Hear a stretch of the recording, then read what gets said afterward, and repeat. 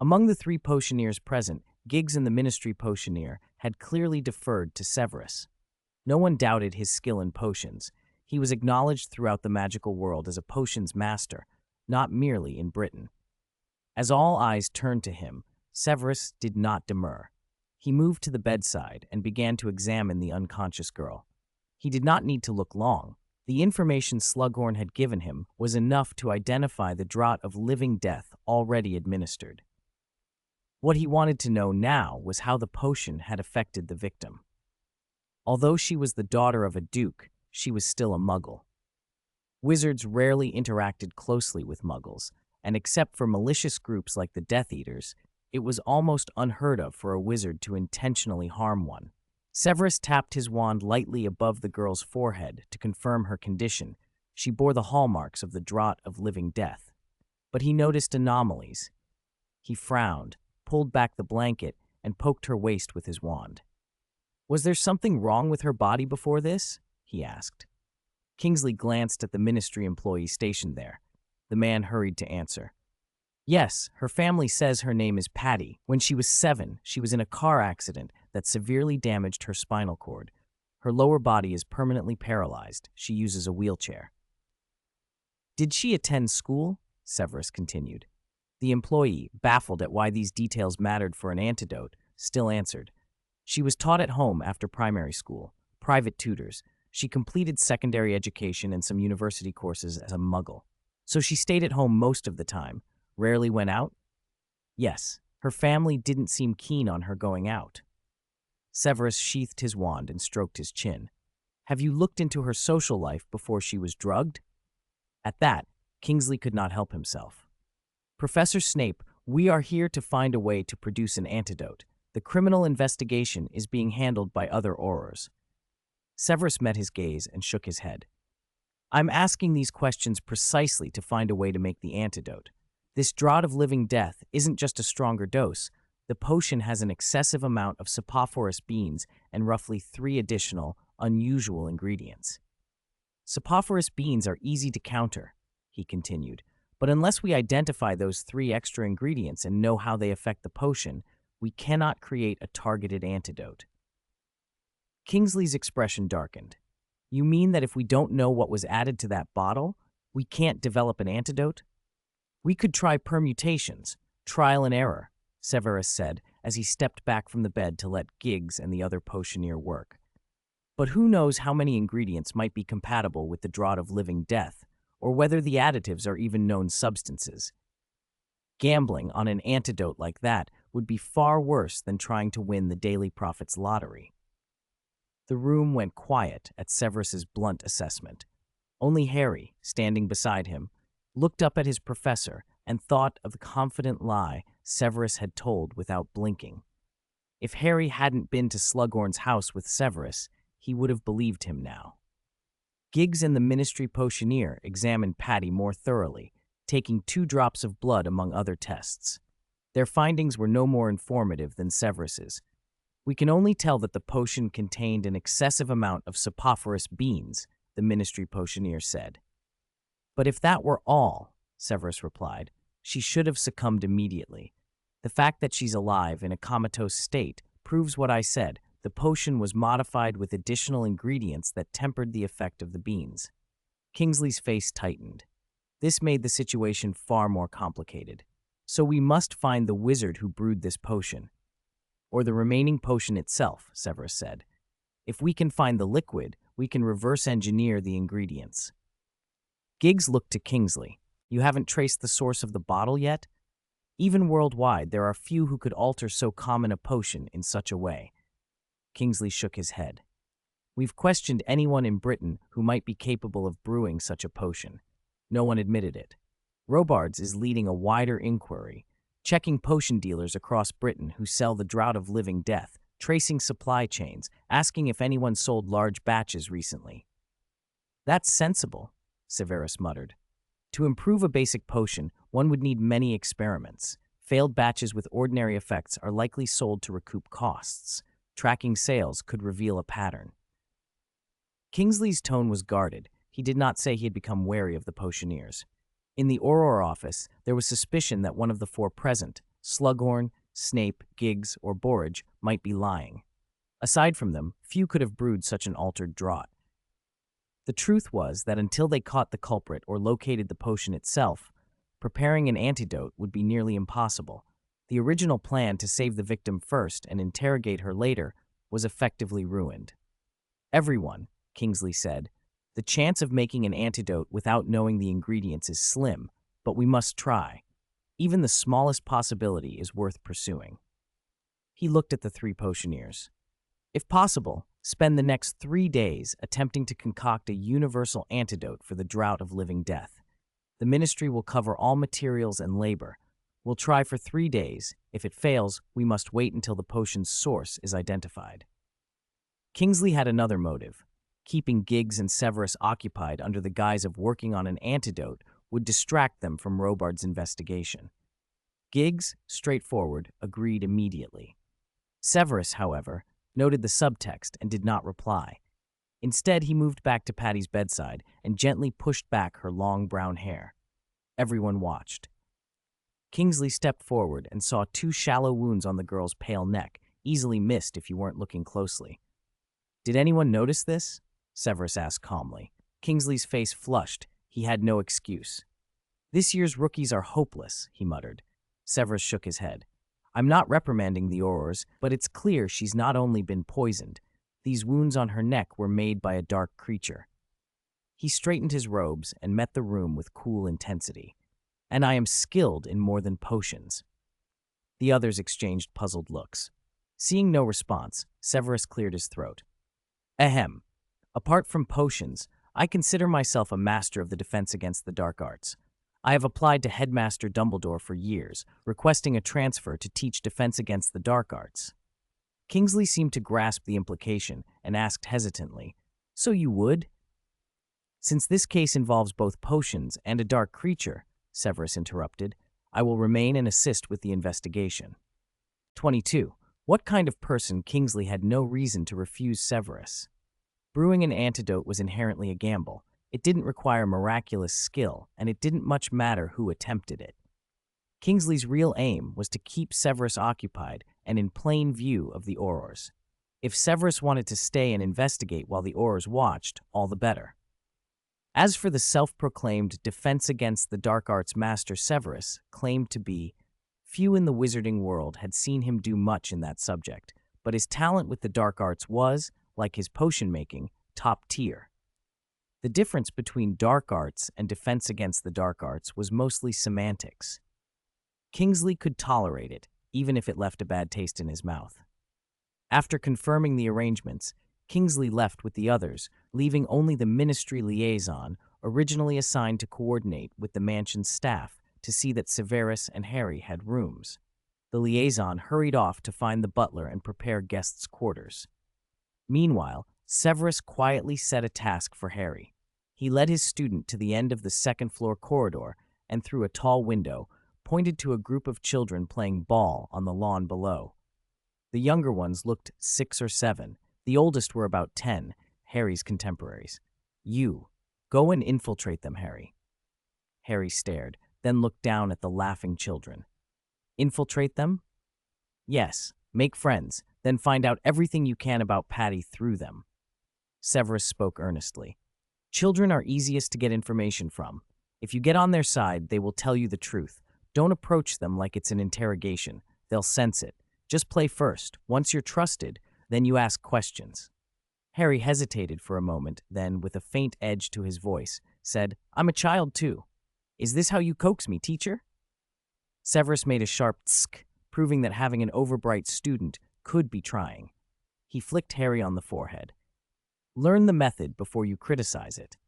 Harry clutched his head and muttered, but he went downstairs as instructed. Severus watched from the window until the ball rolled near Harry's feet and an older boy invited him in. Only then did Harry join, flashing Severus a secret "okay" with his fingers. Severus allowed himself a small smile and turned away. "You deliberately let Potter play with children his age?" Ghost Snape said suddenly. Severus gave no outward indication of surprise. He has had too little contact with ordinary peers. Precocity isn't everything. At the age to play, one should play. "Humph." Ghost Snape snorted, his habitual cold sound, but did not follow with further sarcasm. He was unusually quiet for a moment, then spoke slowly. You have become like me, but in some habits and modes of thought you have not yet reached my level, especially in potions.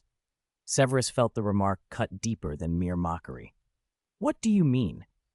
Slughorn may have taught you, but he only took a few steps ahead of me. In truth, he hasn't walked as far along the path of potions as I have, Ghost Snape said flatly. That bottle of draught of living death, you don't necessarily have to reverse engineer every original ingredient to make an antidote. That is the most foolish approach. Severus straightened. You have another way? Wiggenweld. The potion to break magical sleep? That'll be useless. The aurors, or any competent potioneer hired by the ministry, would have tried that. Even poor brewmasters know the basics. Not only Wiggenweld in its standard form, Ghost Snape replied. Slughorn told you the draught of living death is so potent because he increased the saprophoros bean content extravagantly. The other additives merely adjusted the drinker's tolerance to those beans. Slughorn is unimaginative. He thinks only in terms of raw ingredients. You are no better than him. Ghost Snape could not resist a barb, but Severus ignored it. The hint was there. If he had failed to reach it on his own, it was on him. Saprophoros beans are the primary ingredient in the draught of living death. Slughorn increased their quantity to achieve that effect. Wiggenweld's core is horklump juice. If you increase that juice to a proportion matching the saprophoros beans in the other potion, it would serve as an antidote. As for balancing the dosage, you've studied improved awakening potions. Their brewing principles resemble Wiggenweld. Add dried billywig stings, lovedge, and ginger root. Severus stopped in his tracks. He had dismissed Wiggenweld too quickly. His way of thinking in potions lacked the finer, more inventive habits Ghost Snape possessed. Ghost Snape had likely seen this solution immediately. Brewing a modified Wiggenweld would still take time, but far less than Slughorn's reverse engineering. Slughorn's method would be at least 2 weeks.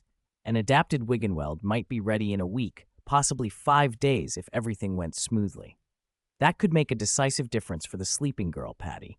Severus did not reply immediately. Then, unexpectedly, he laughed. You really expect me to be grateful? Ghost Snape's face, as always, looked as if the world owed him something.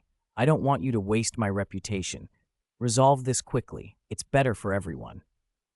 Severus folded his arms and leaned back against the quiet hush of the corridor. Let me be frank. This isn't as simple as waking a girl. That alone won't solve the case. Ghost Snape frowned. Why not? Why did we get involved in this case in the first place? You intend to shoulder the blame for Slughorn regarding the loss of controlled substances, Ghost Snape said crisply. And why would I take the blame for him? Severus asked. You want him to stand in for you at Hogwarts, Ghost Snape answered, impatience showing. And who told me to find him? Hearing that, Ghost Snape paused, as if something new had occurred to him. Severus supplied the rest. Dumbledore asked me to come. Do you think he would be unaware of what's happening here? Then he knows things we do not, Ghost Snape murmured. The mark on that girl's neck, left by a dark creature, cannot be faked. There are complications. After a long silence, Ghost Snape finally asked, Do you plan to continue investigating? Severus set off again, his steps firm on the carpet. He spoke as much to Ghost Snape as to himself. Dumbledore wants to learn what kind of person I am from the choices I make. I have nothing to hide. I will act openly and honestly, he said, so he can see exactly what sort of person I am. Dudley, you're brilliant. You've got a natural right foot. Did you see that shot? It completely stunned Barris. As the sun sank in the west, an orange glow washed half the sky like a thin veil. The children of Badminton Manor were finishing their football match. 10-year-old Severus Somerset, the manor owner's youngest son, was full of praise for Harry's performance on the pitch. Harry accepted the water offered to him, his face brightening with a genuine smile. He'd never once been allowed to join in any sport at the Dursleys.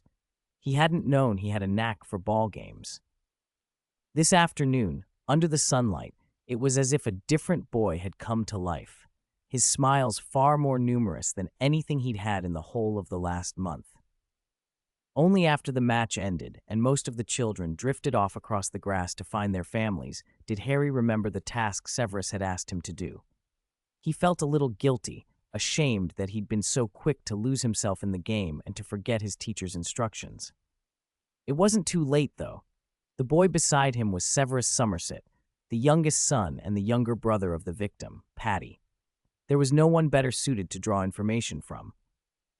"Severus," Harry asked conversationally as he drank, "how did your sister end up like this?"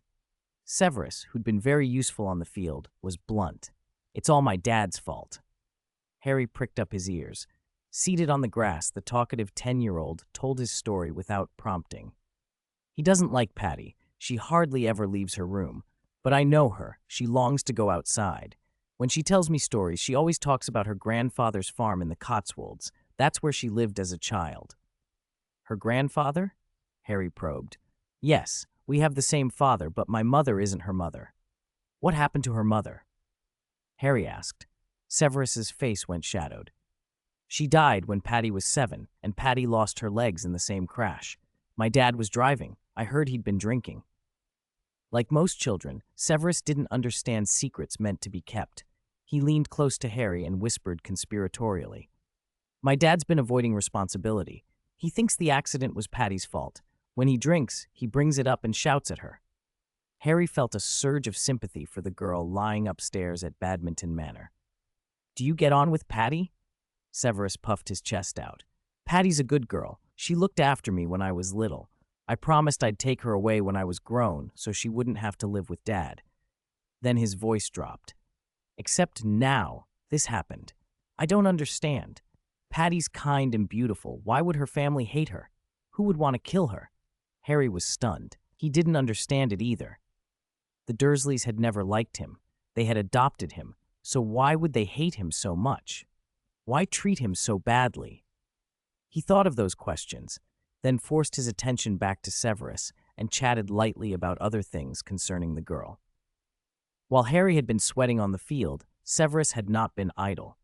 He'd spent time in Diagon Alley earlier that day, gathering ingredients for the powerful invigoration draught, set up his cauldron in his Gringotts vault, and had everything ready to let the potion brew over 5 days. Before dinner, he returned to the manor and used the time until they called the family in to walk the place and talk to the servants. Badminton Manor housed a large family: Mr. Somerset's household, his 2 brothers and their families, and old Somerset. The place wasn't lonely. Severus drifted to the gardener who'd been tuning the lawn. "Miss Paddy?" The man squinted up at him. "Are you with the government? Weren't these questions already asked?" Severus smiled his most officially polite smile. "We want a deeper understanding, make sure nothing was missed. Is that a problem?" The gardener's skepticism melted. No, we all want the killer caught."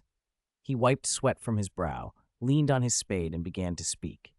"It happened suddenly. 4 mornings ago, the maid went in to wake Miss Paddy and found her like she was dead. The manor was chaos. The police and doctors came. Everyone thought she'd truly died.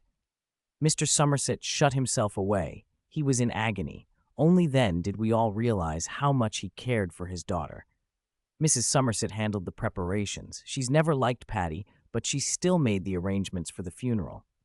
Then the Prime Minister, he's an old friend of Mr. Somerset's, they worked together on horse farms, came to the manor that evening. It was then the doctor who'd examined Paddy noticed something odd. If she'd really been dead, her time of death would have been almost 24 hours earlier, but there was no rigor mortis, her body temperature hadn't dropped, none of the signs of death. Some started to suspect Paddy wasn't dead at all, but no one could explain what had happened to her if she wasn't. The Prime Minister came and saw her, and he brought your people in." The gardener flicked a curiously appraising look at Severus. "What government department are you from? Why are you wearing those strange uniforms? Are those robes?" Severus rubbed his chin, amused but not answering. "Before Miss Paddy's incident, did anything unusual happen in the house?" The gardener shrugged. "You've asked that already. Nothing, apart from the usual. The mistress and Miss Paddy argued. They have rows almost every week." Severus already knew that Mrs. Somerset was Paddy's stepmother and that their relationship was openly bitter. At first, the Aurors had focused their suspicions on her. Perhaps she'd colluded with some low sort of wizard. They found nothing, and eventually had to set that suspicion aside. Actually, there is one thing, the gardener said suddenly. I told your people about it before. Severus straightened. Tell me again. A month ago, the lawnmower broke. Our usual repairman had gone off to London, so we hired another lad. He was terrible, didn't even know lawnmowers needed diesel. He seemed suspicious, like he wanted to steal something. The butler got angry and called the police to scare him off. The gardener stared at Severus and laughed roughly. When I told one of your lot about it, do you know what he asked me? He asked why the lawnmower needed diesel. He shook his head in disbelief. I said, how else will the machine move? He asked if the thing couldn't move on its own. It's mad. If you want to talk about strange, you people are the strangest. Severus let a small smile pass. Wizards often had no understanding of Muggle ways. Arthur Weasley was a rare exception. Most simply didn't bother, and many took a superior view that kept them ignorant. Even Aurors could be like that, a result of the statute of secrecy separating the two worlds. A thought flashed through Severus's mind. He fixed the gardener with a serious look. When the police came the morning, they found Patty. Did your people, your investigators, coordinate with the Muggle police? The gardener frowned. How should I know? You're the government people. Didn't you say you'd sort it? Severus let out a short, strange laugh. Maybe they never thought to look for the Muggle police. After dinner, a quiet affair served by the manor's butler, with the ministry employee who had stayed behind, Severus and Harry slipped out onto an empty balcony to go over what they'd learned that afternoon. Severus is Patty's half-brother. His mother and Patty have a very bad relationship, but he and Patty get on well, Harry whispered, glancing around as if someone might overhear. He quietly told me things no one else knows. He said Patty suddenly changed 2 weeks ago, much cheerier, smiling more. At the time, he didn't know why, but he was happy for her. Severus tapped the wooden table with his fingers. 2 weeks ago? Yes, then a week ago, Patty and Mrs. Somerset had a violent row. Severus said it was because Mrs. Somerset wanted to send Patty to a nursing home, and Patty refused. Patty had never been that angry before. The whole family was terrified. Harry hesitated, then looked up. Sir, isn't Patty Mr. Somerset's daughter? She went through that tragedy and is in a wheelchair for life. Why would they treat her like that? Severus met his gaze levelly.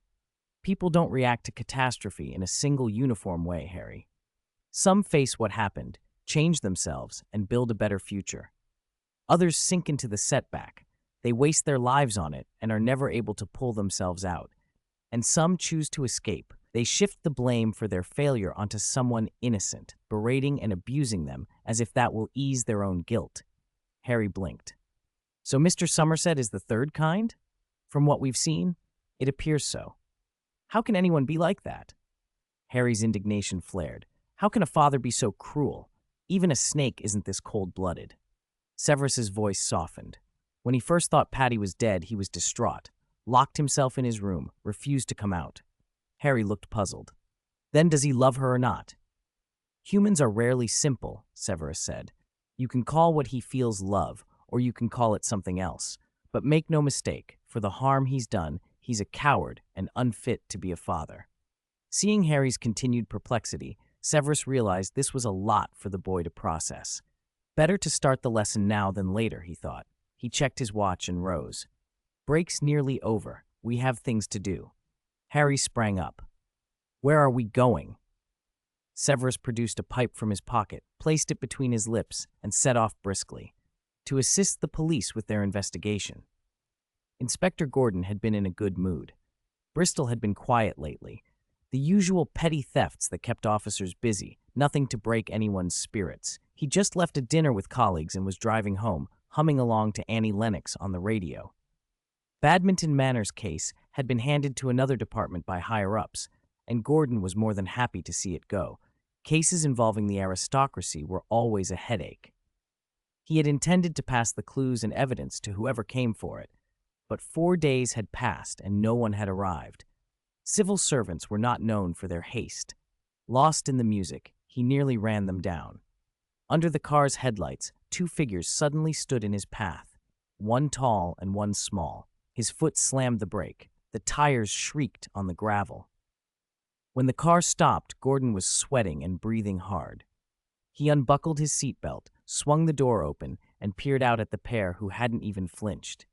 They were a man and a child, both wearing long robes that looked out of step with modern dress. The tall man had a short ponytail, a pipe in his mouth, and a walking stick in hand, very much the image of some world-famous detective. The boy beside him wore a newsboy cap, head bowed as if mortified, eyes fixed on his shoes. "Good evening, Inspector Gordon," the man said. Gordon's hand went almost instinctively behind his back. There was no gun there, only a canister of pepper spray. He stepped out, anger flushing his face. "Who are you? What do you think you're doing? Do you want to get yourselves killed?" The tall man shrugged as if mildly surprised. "You don't recognize us? Very well. I am Sherlock Holmes." He jabbed the walking stick at the boy in a little prod, a clear prompt to keep the carade going. The boy flushed crimson, but after a quick breath, forced himself to answer. I am his partner, John Watson." Gordon stared at them, incredulous. "Have you two escaped from a mental hospital?" Watson, the boy, quickly obeyed. He put his hands behind his head and dropped to a crouch, embarrassed but compliant. The tall man, perfectly in character, leveled his stick at Gordon and spoke plainly, "Confundo. 25. Key evidence. Teacher, did you use magic to control him?" Wearing a newsboy cap and calling himself Watson, Harry looked up at the inspector. After Severus, calling himself the great detective, had pointed his wand, Inspector Gordon had visibly trembled, and the fury that had been on his face smoothed away into a calm, relaxed smile. Severus didn't answer Harry's question right away. Instead, he stepped forward, extended his hand, and smiled. "Inspector Gordon, you remember me at last." Gordon grinned back, shaking Severus's hand and giving him a friendly slap on the shoulder. "Sherlock, the most loyal friend of Bristol police. How could I forget you? You're going to take this on, aren't you? You must bring these scoundrels to justice." Harry's eyes widened. He stared at the man who now seemed a different person from the one who had been so hostile minutes before, his expression as though he'd seen a ghost. Severus laughed and shrugged. "Don't flatter me. I've only done a few helpful things. The police needed assistance. What's wrong with that? Yes, you must look into the case at Badminton Manor. It's monstrous. Poor girl, disabled like that. Then let's go, old friend. Come to the station and show me everything you've got." As they spoke, they climbed into Gordon's car. Before getting in, Severus waved Harry over from where he stood, dazed, and motioned him to hurry along.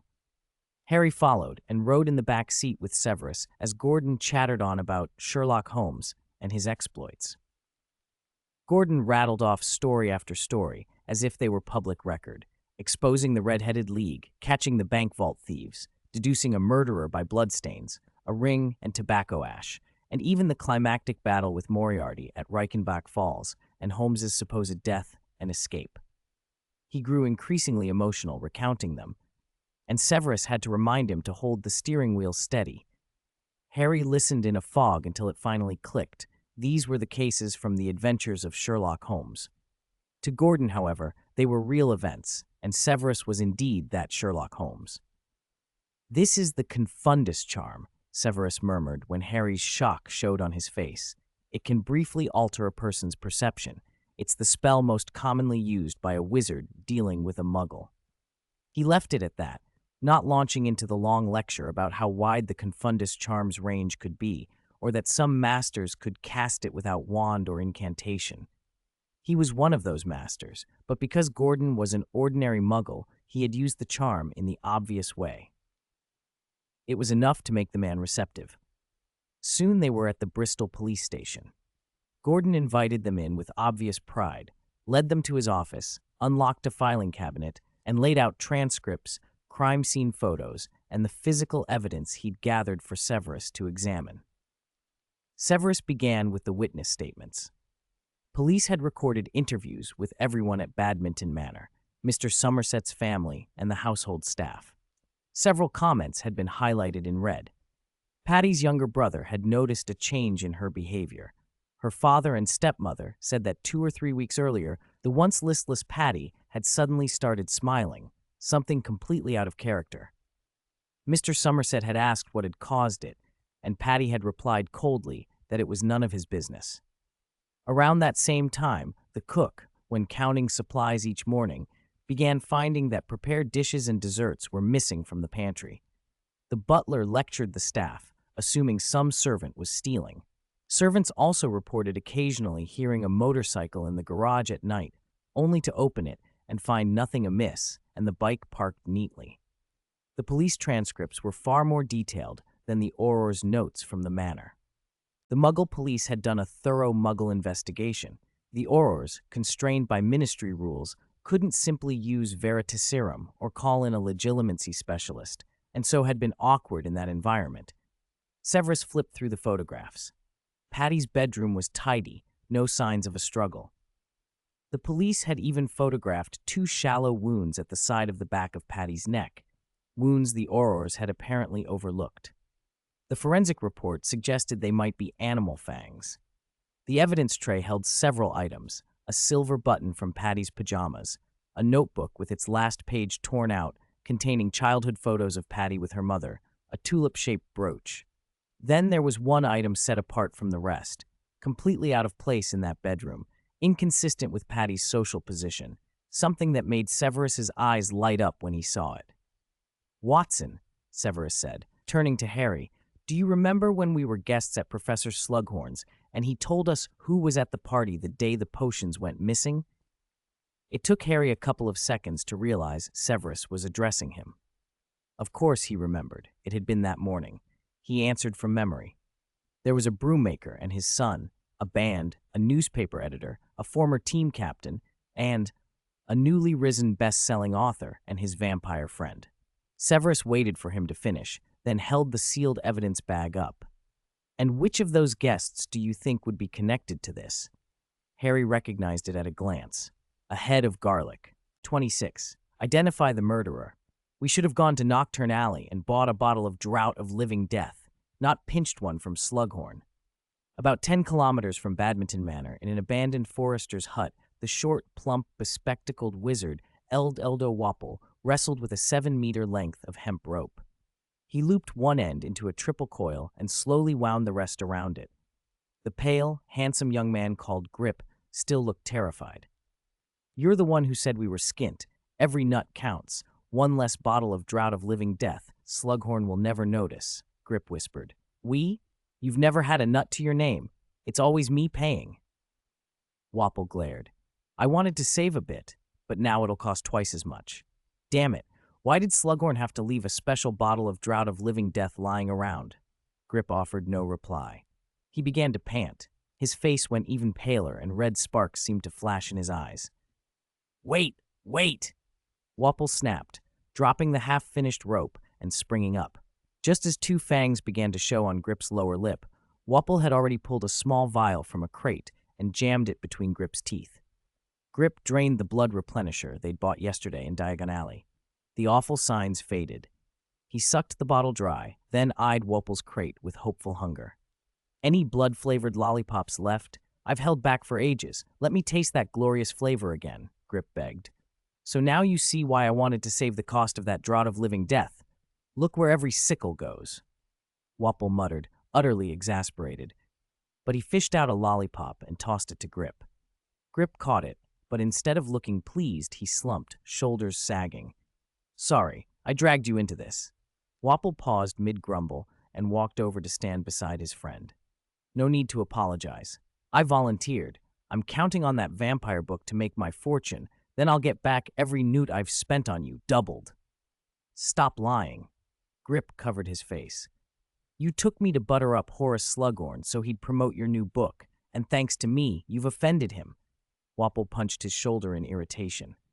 "If it's good enough, it'll sell without his help, but since you know what I'm sacrificing, you'd better stick it out.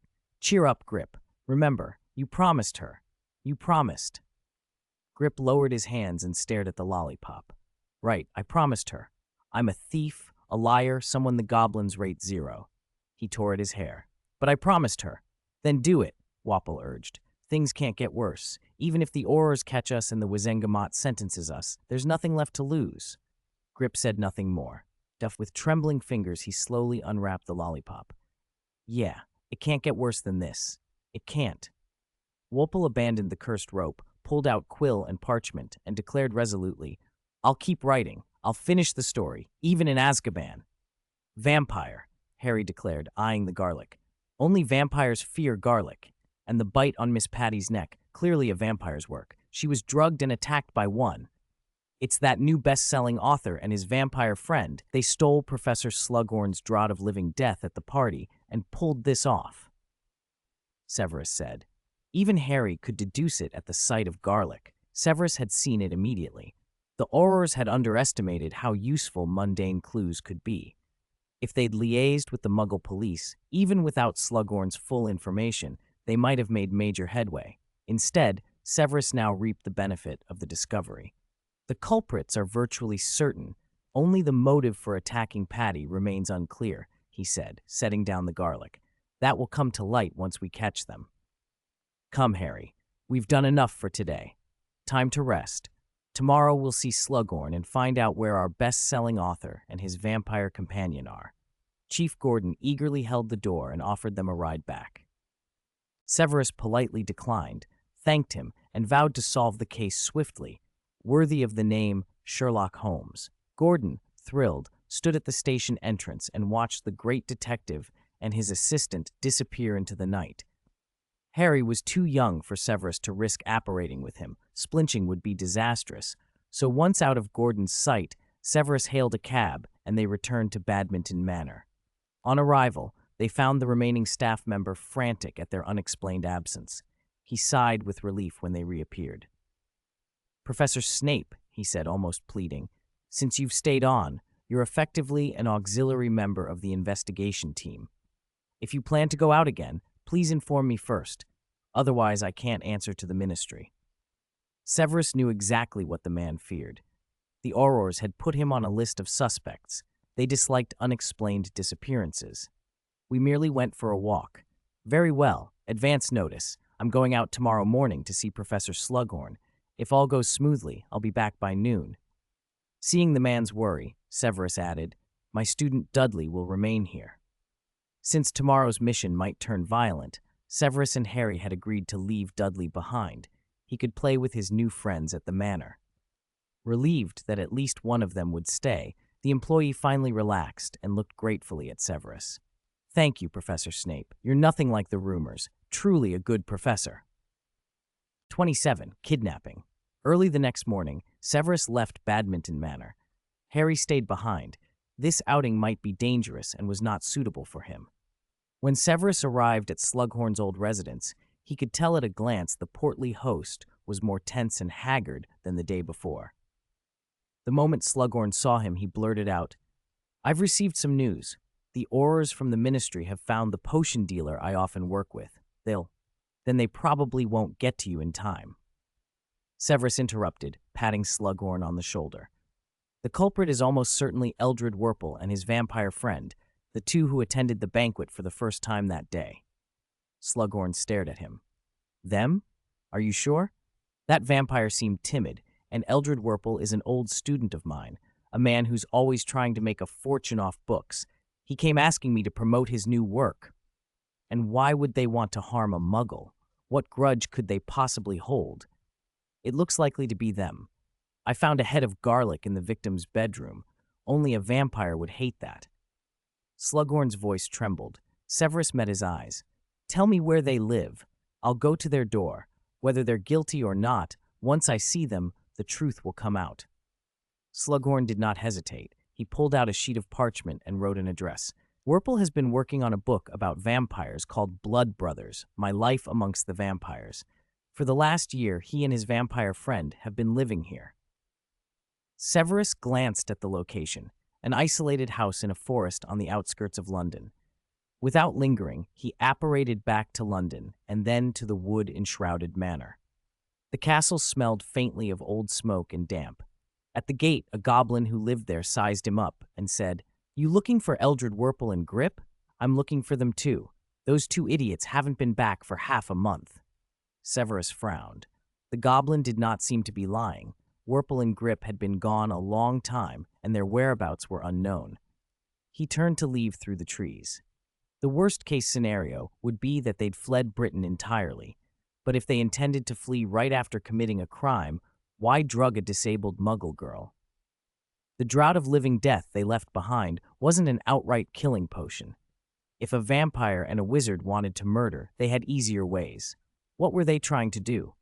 As he pondered and prepared to return to the manor, an owl flew past and dropped a small piece of parchment at his feet. A scrap of cloth fluttered out with it. Severus stooped, picked it up, and his gaze froze. The scrap, familiar, unmistakable, made even the ghost of a smile leave his face. He breathed in slowly, and the world narrowed to the single thought of that cloth. "Come with us, Dudley. I guarantee you've never seen our secret base," Somerset told Harry, beaming. In the stable buildings attached to one side of Badminton Manor, Somerset and his friends had led Harry deep into the feed warehouse. The workers weren't about today, so they encountered few people. Somerset pushed open a heavy wooden door at the back to reveal a hidden room, all cashmere carpets, warm wallpaper, and a crystal chandelier. 2 televisions, 2 game consoles, and a foosball table sat in the middle. The gear was clearly far better than anything Petunia and Vernon Dursley would have bought for Dudley. "How did you get all this stuff?" Harry asked, astonished. "We pooled our pocket money and got John the driver to help us buy it," Somerset bragged. "We told him he'd be fired if he told on us." Harry suspected John must have known and kept quiet, but none of that mattered to him. At the Dursleys, he could only watch Dudley play. Aunt Petunia and Uncle Vernon would never let him touch such things. Now, with Somerset's friends, he finally got to join in. He played for over an hour, completely absorbed, until he could no longer hold his bladder. He dashed out of the warehouse to find a place to relieve himself. As he finished and started to pull up his trousers, 2 figures loomed over him, one tall and pale, the other short and pudgy.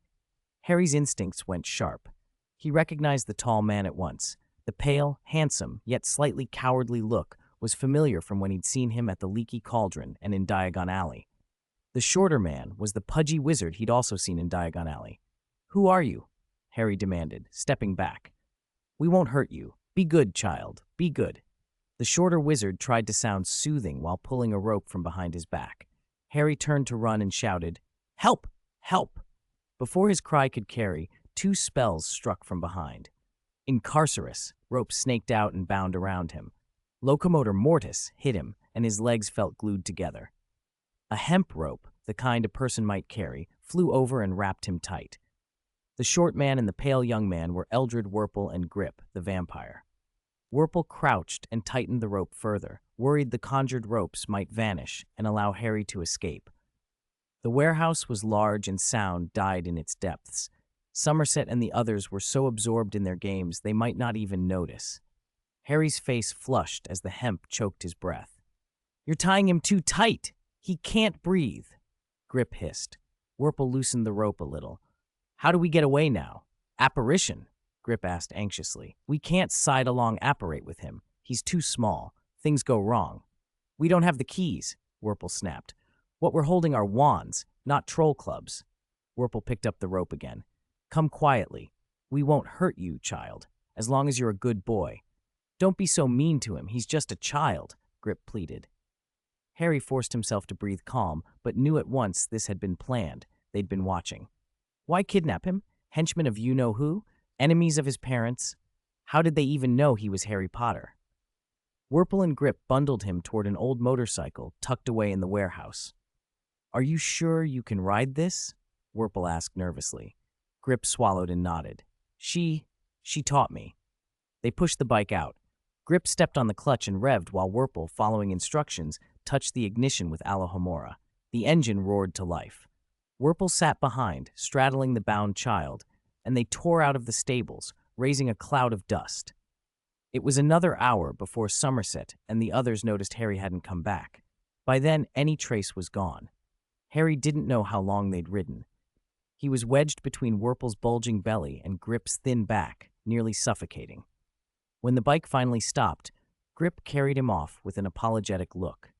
They stood in front of an abandoned forest cabin. No other houses, no people. "Quick, write to Snape immediately and tell him the child is in our hands," Wurple said, urgency in his voice. Harry, groggy with fear, cleared up instantly at the name. He stared at Grip. You're going to use me to threaten teacher? No, not to threaten, to get help, Grip stammered, terrified. We have no choice. The ministry can't know about this, if they find us. Stop talking and bring him inside, Wurple ordered. They took Harry into the cabin. It was a mess of abandoned and half-useful things. By the window, an owl preened itself, then watched as Wurple wrote quickly. He tore a corner from Harry's robe, rolled the scrap with the parchment, and tied it to the note. He is Severus Snape. You can't have not heard that name, Eldred. He used to follow you-know-who. Grip muttered, pacing. This is our only way, Wurple insisted. We'll force him to help us. What if he doesn't care about this child at all? He's cold-blooded, ruthless. He has no humanity. Grip collapsed on a creaking stool, clutching his head. Then we'll rot in Azkaban. You'll never see her again. Wurple's hand shook as he sealed the letter and fixed the robe scrap to it. He'll kill Erie when he sees this, Grip cried, tears springing to his eyes. No, Erie is smart. It can protect itself. Grip's voice cracked. Whether he believed it or not was unclear. They sent the owl off with the note. After it took flight, Grip wiped his cheeks and calmed slightly. The immediate horror had given way to a brittle composure. He rummaged in Wurple's trunk and, staring at Harry, asked, Your name is Dudley Dursley, right? Want a candy? Harry shook his head. No. I'm sorry for involving you in this, Grip said suddenly, voice small. But I promise we won't hurt you. Grip unwrapped a lollipop and sat staring at it. Harry hesitated, then asked the question that had been burning inside him. Why? Why did you hurt Miss Patty? At the mention of Miss Patty, Grip broke down again. Tears streamed down his pale face. He covered his eyes and trembled, sobbing. Harry startled and stammered, Sorry if I said something wrong. Grip shook his head through the tears. I never wanted to hurt her. Never. It's all your fault. You insisted on taking Potter out. If something happens to Potter, Ghost Snape's voice had been ringing in Severus's ear without pause ever since the ransom note arrived. Compared to the ghost's frantic fury, Severus felt unnervingly calm. He had apparated straight back to Badminton Manor, confirmed that Harry was missing, then left immediately for the address on the letter.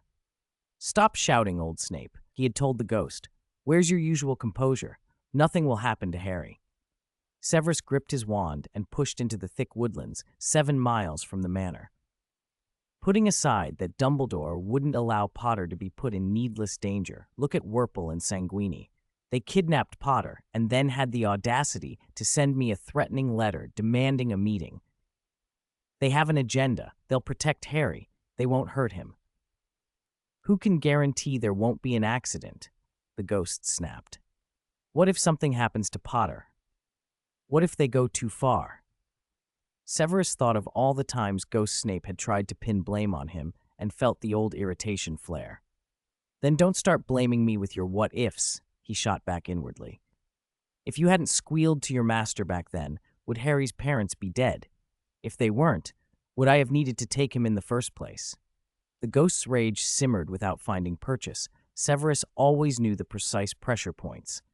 Enough arguing. This is the place. He found the hut easily, a dilapidated wooden shack tucked into a clearing. Severus's expression cooled. He had told the Phantom that Harry would be safe, but that did not mean he was not angry. He had been on the verge of catching these people before, allowed them to slip through his fingers, and now they'd had the nerve to abduct his student and hold him hostage. Still, he let his discipline govern him. He did not storm the hut. Instead, he circled it, checking 3 times for wards, traps, or ambushes. Whoever these 2 were, bold enough to commit the abduction and to taunt him with a letter, would likely have prepared thoroughly. Possibly there were old allies hidden behind them. Several people had long considered him a thorn since he allied with Dumbledore. But there were no spells, no snares, no sign of other wizards. The ground around the hut was so undisturbed it might have been staged. He frowned and approached the door. Voices drifted from inside. There, Mr. Sanguini, it's not your fault. Stop crying. But it's turned into this. It's all gone wrong. It's all right. You'll be forgiven. You're a good person. Well, a good vampire. I'm not. I bit her. It wasn't on purpose. You didn't mean to. You didn't really hurt her, did you? Dudley, you really are a sensible child. Honestly, no. I'm just telling the truth. Really, stop crying, Mr. Sanguini. Your snot's getting on my robes. My teacher just bought these for me. I'm sorry. It's fine. Wipe it clean. Severus froze. So did the phantom in his head. The comforting voice, steady, small, irritatingly compassionate, was Harry's. The one sobbing and being soothed was unmistakably Sanguini, a vampire being coddled by a 9-year-old boy. Severus's mouth twitched. Whatever was happening inside, he had had enough.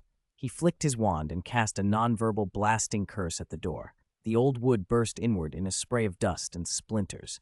Sanguini, mouth still sticky from blood-flavored sweets, and Werple, pacing nervously, both jumped up. Before either could raise their wands, Severus's spell took hold. Their bodies lurched, then lifted, suspended upside down by their ankles in midair. 2 red flashes struck them, and their wands were ripped from their hands, skittering to land a respectable distance away.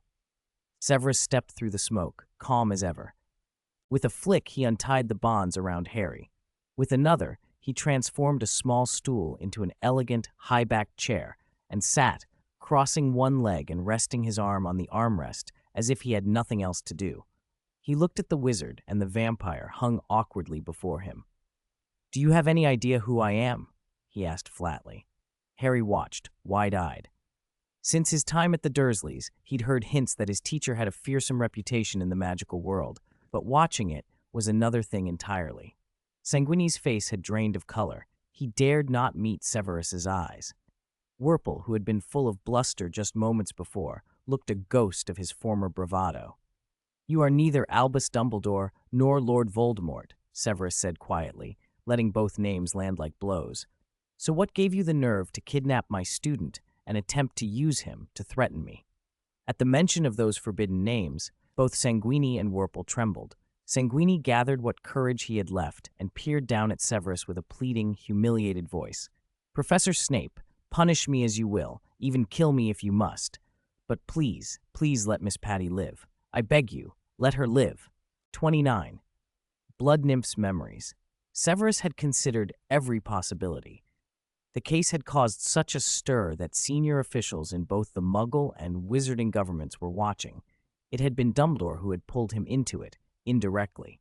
Severus had assumed if the affair didn't involve remnants of the Death Eaters, it would at least involve some dark creature with a scheme to undermine the statute of secrecy.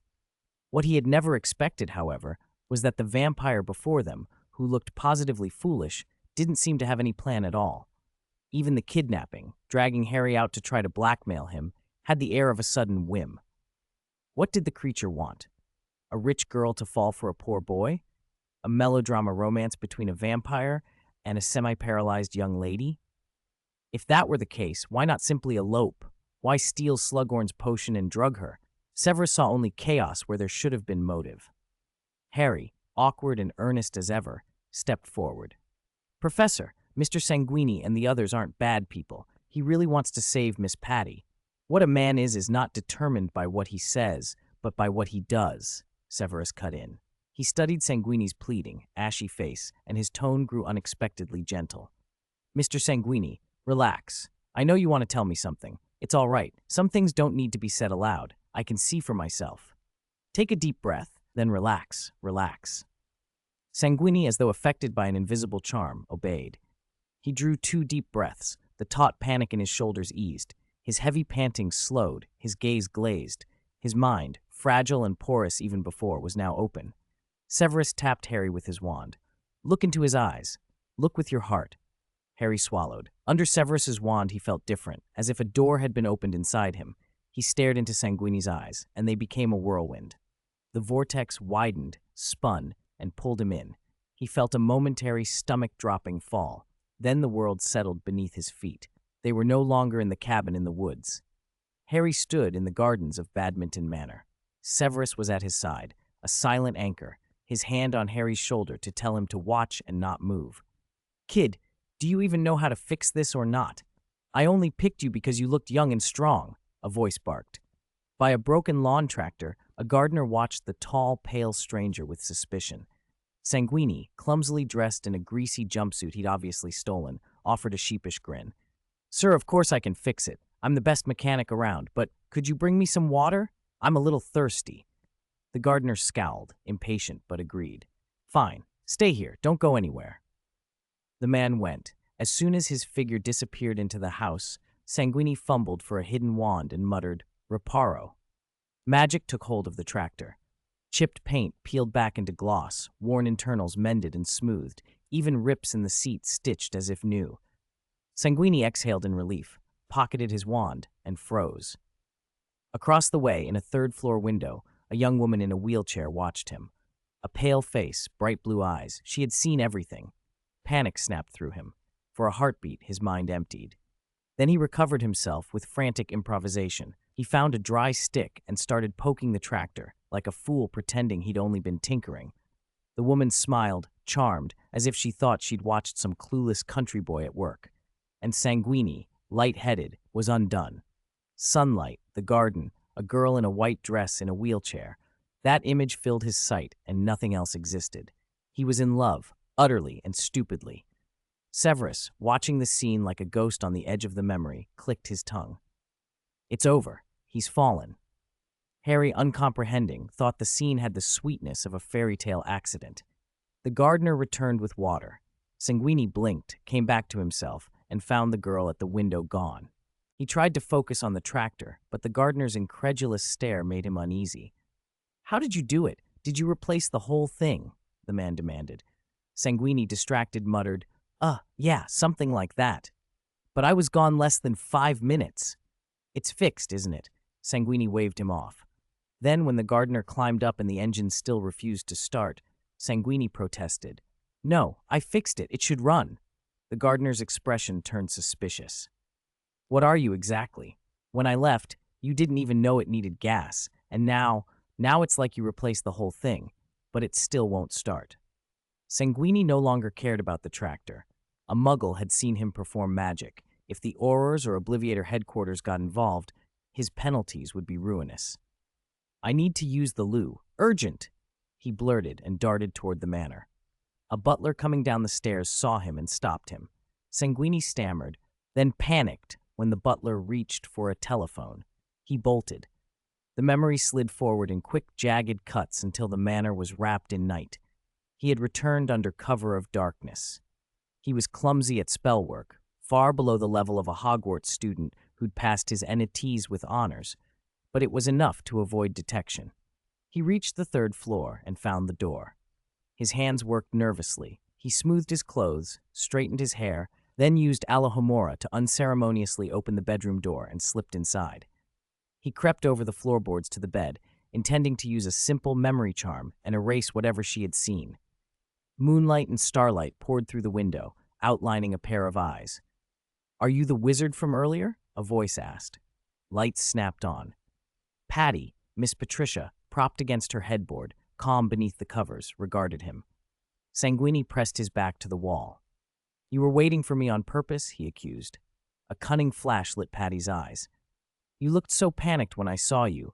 You tried to come up then, but the butler stopped you. I guessed you'd come back tonight. He stared at her, stunned by her cleverness. Then one question from her took his breath away. Are you going to kill me? No, I don't kill people. You just saw something by accident. That's all. He raised his wand. Just a memory charm. One spell, and you'll forget today. A disappointed look passed across Patty's face. Sanguini understood it in an instant. You want me to kill you? She didn't answer with words. She watched him. The servant sleeps in the room next to mine. My father has her on watch day and night. If I call, she'll come, and then everyone will be alerted. Sanguini's hands darted out to stop her, but Patty had already called. Wilma! Wilma! Footsteps from the next room sounded. Sanguini's heart thudded. If more people came, he would be trapped. He made for the window and climbed onto the sill, calculating a jump.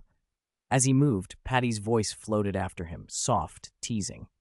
You'll come back for me, won't you, Mr. Wizard? He turned. She smiled and winked. She had driven him off on purpose, just so he'd have to return another night. The next instant, the door to the adjacent room opened. A tired voice called, What is it, Miss Patty? Do you need a fresh diaper? No, Patty answered coldly, not mentioning Sanguini. I forgot to close the window. I need you to do it. The servant grumbled as she shut the window from the outside. Sanguini dropped from the sill. As a vampire, his body took little harm from a 3-story fall. He sprawled on the ground, breath shuddering, and stared up at the stars, thinking. Back in the cabin, Harry blinked and left the vision. Patty caused him trouble, he said, sympathetic. He must be thinking how to erase her memory later. Severus said nothing. He turned to give his gullible student an exasperated look, then muttered under his breath, the voice of the Severus he'd always been. Just as stupid as his shameless father. When the night returned, Sanguini slipped into badminton manner for the second time. He had clearly struggled with himself beforehand. He decided that tonight he must erase Patty's memories completely. His first steps up the stairs were confident, but with each flight his face grew more troubled. He pushed open the unlocked door and entered. Moonlight poured through the floor-to-ceiling window, laying a silver veil over the room. Patty sat in her wheelchair before the glass, bathed in that soft light and looking almost serene. Seeing her waiting, Sanguini's hand tightened around his wand and trembled. "You don't sleep at night?" he asked, voice tight. "Useless people like me can sleep any time," Patty replied, tilting her head. "Are you still going to modify my memory?" Even someone as dense as Harry could see Sanguini couldn't bring himself to do it. His hand shook so badly he couldn't even manage a basic levitation charm. Still, he forced himself to say, "Under the statute of secrecy, Muggles cannot know about us. If I don't do this, the Aurors will find out and they'll have your memory cleared anyway." "Then why not just kill me?" Patty asked again, calmly pleading for death. Sanguini bristled at her casualness about dying. Why speak of death so simply?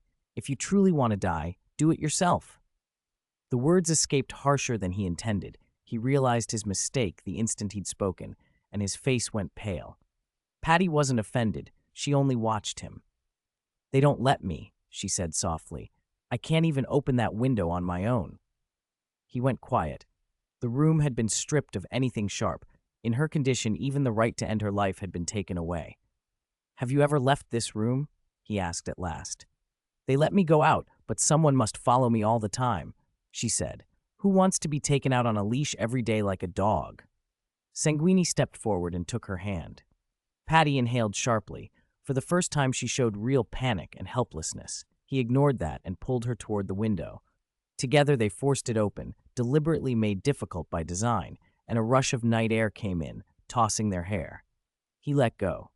"The window's open," he said, drawing a long breath. "You can do as you please now." Patty stared, then moved without hesitation. Using the only limbs she could control, she began a slow, exhausting crawl toward the sill, hauling herself by curtains and the locked wheels of her chair. 20 minutes later, she managed to drape her upper body over the open window. 10 meters below, the stone path looked small and lethal. A vertical fall might send her headfirst onto the stones. She paused, turned her head, and asked, "What's your name?" Sanguini looked at the girl bent on dying. "Sanguini," he murmured. "Patty," she answered. "Patty Somerset. We can be friends, right?" Her arms pushed against the sill, and she threw herself outward. The wind caught her dress and long chestnut hair. Sanguini launched himself after her without a second thought. His wand was steady now. He aimed and cried, "Mobila corpus!" Harry's heart leapt into his throat. He started for the window, but Severus pressed him down. The scene shifted. When it reformed, they were outside on the lawn. Patty had not struck the stones. An unseen force held her suspended about a meter above the grass.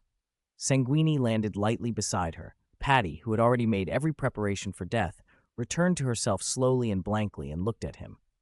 He smiled, part relief, part pride. "You're not as honest as you pretend," she said. Sanguini didn't mind. "I'm a thief," he said. "The goblins refuse to give me credit." "How does it feel to be reborn?" Patty asked, sprawling in midair in a sulk rather than in any ladylike pose.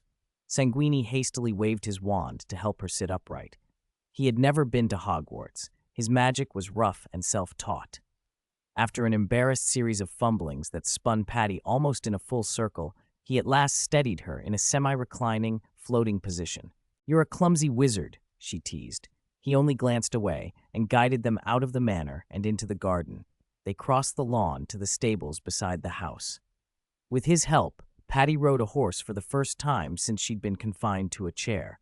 A smile, hesitant at first, spread across her face, and Sanguini found himself smiling too. For a few hours, they moved through house and grounds like true companions.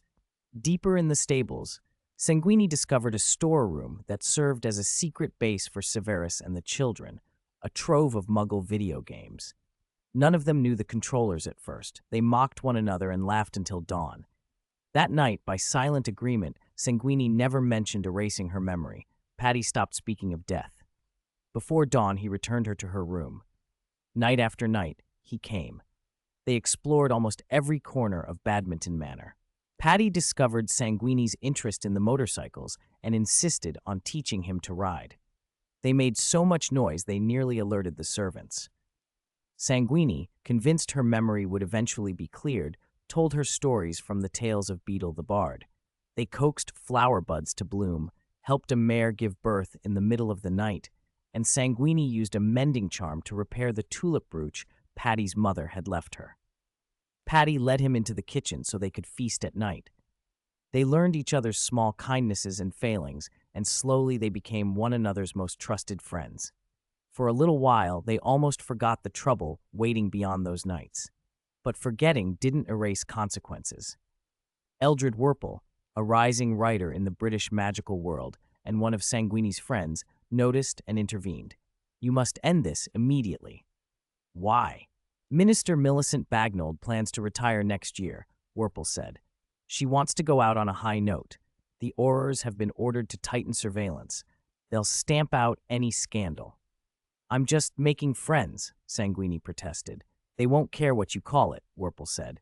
"You've violated the statute of secrecy. You know how strict it is. And don't forget what you are, Sanguini. The ministry treats non-wizard beings harsher unless—" "Unless what?" Sanguini asked, raising his head from his slump.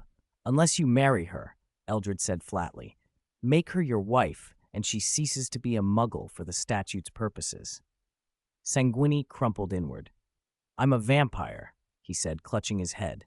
"You know what that means. We're treated no better than werewolves." Werple sighed and patted his friend's shoulder. "Then decide quickly. Either wipe her memory and break it off, or marry her. You have debts to repay. You need money. You can't afford to play house with a muggle." Sanguini fell silent for a very long time. Eventually his expression turned numb, and he nodded, mechanically. Chapter 31. We Are All Outcasts. That night, knowing the way by heart, Sanguini slipped into Badminton Manor, as he had done countless times before. He pushed open the bedroom door on the 3rd floor. Patty sat in her wheelchair by the tall window, as always. Compared to when he first met her, she looked much more like a living person now. The lifeless aura had faded, and her clear eyes were full of expression. When she saw him, the corners of her mouth lifted. "You promised we'd brush the pony today," she said. "You're late, Sanguini." He felt numb. "I was delayed," he lied flatly. Patty noticed at once that something was wrong. The room fell quiet. "You can't keep putting it off, can you?" she said after a moment. "You're going to wipe my memory, aren't you?" Sanguini tightened his grip on his wand. He didn't want to show the pain on his face, but he couldn't hide it. He bowed his head. "I have to do this, Patty. I don't have a choice. They don't want any muggle to know about magic." Her smile didn't falter, but now there were tears in her eyes. "It's okay, Sanguini. You don't have to apologize. I'm glad I met you. I'm grateful you stayed with me all these days." Silence stretched between them. After a long, soft moment, she asked, "Can I ask you one last favor?" "In the bottom compartment of the wardrobe," she said, "there's a metal box." Sanguini found the box where she had said. Inside were thick bundles of high-denomination pound notes and some valuable-looking jewelry. "You're the only person I trust," Patty said. "After you clear my memory, can you take these to the Lawson Orphanage in Bristol?" Sanguini stared at the contents. "Why?" Patty folded her lips and spoke quietly. "My father once had an accident. We lost my mother and part of ourselves because of it. Another family was ruined too. The parents died. 3 children survived. 2 were disabled for life. My father was responsible, but he only gave them a small settlement. It wasn't fair." Sanguini felt the metal box warm in his hands. "These are the last of what my mother left," Patty said. "Everything else was distributed to them. This is all I can control. It won't cause you trouble." That night, Having steeled himself to sever ties with Patty, Sanguini did the opposite. He promised to deliver the box and to break things completely afterward. He left Badminton Manor with the valuables and returned to the ruined castle hidden in the woods southwest of London, where he lived with Werple and Hara, an idle goblin who liked to boast about old jobs. When Sanguini put the box down and started to look for something to eat, Hara noticed immediately. "Aha! The smell of money!" Hara crowed, reveling in memory. "Reminds me of my days as security at Gringotts in France." Without waiting, he pried the box open.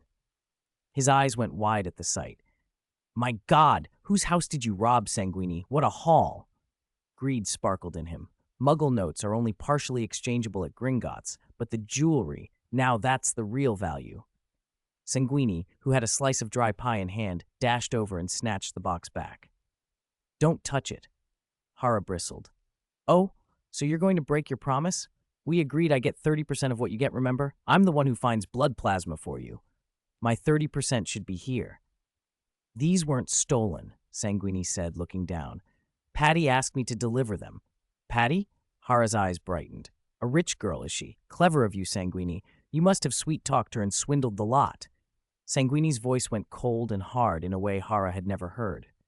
"Don't touch them. If your hands so much as reach for this box, I'll bite them off. I mean it." He spent the night watching the box. Hara, furious, threw a tantrum and poured the blood plasma he'd been keeping for Sanguini all over the garden. The castle looked like a crime scene. Sanguini watched the ruin until dawn, then went to the Lawson orphanage. He spoke with the head, found the 3 children Patty had described, and handed over the box in Patty's name. The eldest, already 19, had left to work as a plumber and was saving to take his siblings away from the orphanage. Sanguini left them with the money and walked back to the castle. Hara was still ranting, bitter and shameless. "What, you think yourself noble? You're a vampire, a despised, loathsome creature, a thief pretending to be a gentleman," he spat. Sanguini ignored him. All the intact blood bags were gone. With no supplies, he slipped away at dusk and crouched outside Badminton Manor until night. He had decided this would be the last time he came. At midnight, he gripped his wand with trembling fingers. He was paler than usual. His breathing was fast and ragged. He was losing control and knew that if he delayed any longer, he wouldn't be able to do it at all. He pushed open Patty's door. She looked up, and the fear in her eyes was immediate. "Sanguini, what's wrong?" "I delivered what you asked," he said, voice urgent. He staggered, clutching the wall as he moved toward her. His pupils had narrowed to slits, and his fangs were lengthening. "I can't wait any longer, Patty. I'm losing the courage to raise my wand. It has to end tonight." His voice became a low, animal snarl. His skin was ashen. The wand shook in his hand. He tried to say the words of the memory charm, but his body gave out.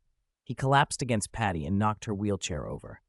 They fell together, entangled on the floor. His wand clattered away. His whole body shook. "Sanguini, you're a vampire?" Patty whispered in shock. He didn't meet her eyes. Curling into himself, he covered his face and wept like a child. "Don't look at me. Don't look. Go away. Get out." Patty did not pull away. She eased her arms around him and held him, the warm scent of a young girl wrapping around him and stirring the thirst he fought to suppress.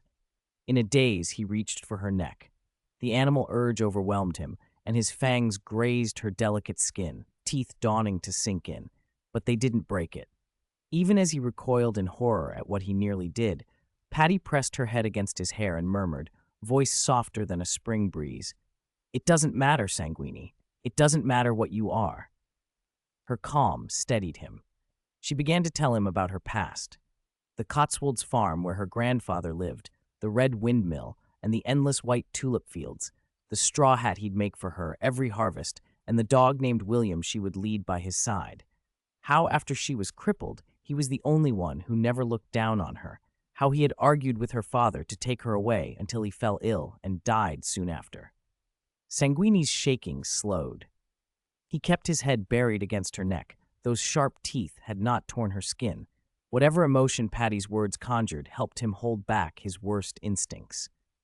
In the moonlit room, the two of them, young, damaged, and extraordinary in different ways, held each other. "What I wanted to say," Patty whispered, "is that you're like him.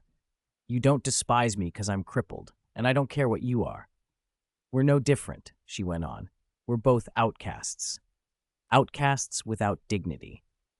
The night was hushed and large. Apart from the two people on the floor, Severus, in black robes, stood watching silently. Harry was beside him. His nose tingled with a feeling he couldn't name, and he didn't know why it made him sad. 32. This is Dumbledore's dilemma. I can't do it. I can't just erase myself from her memory.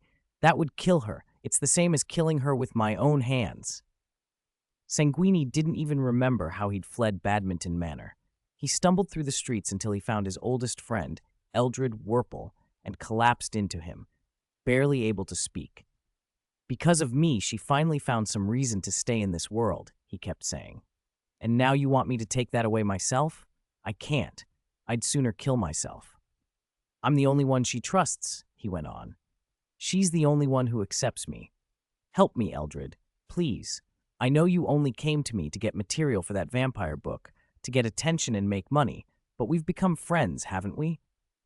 Wurple shoved a bottle of blood-replenishing potion, bought in Nocturne Alley, into Sanguini's mouth and finally shut him up.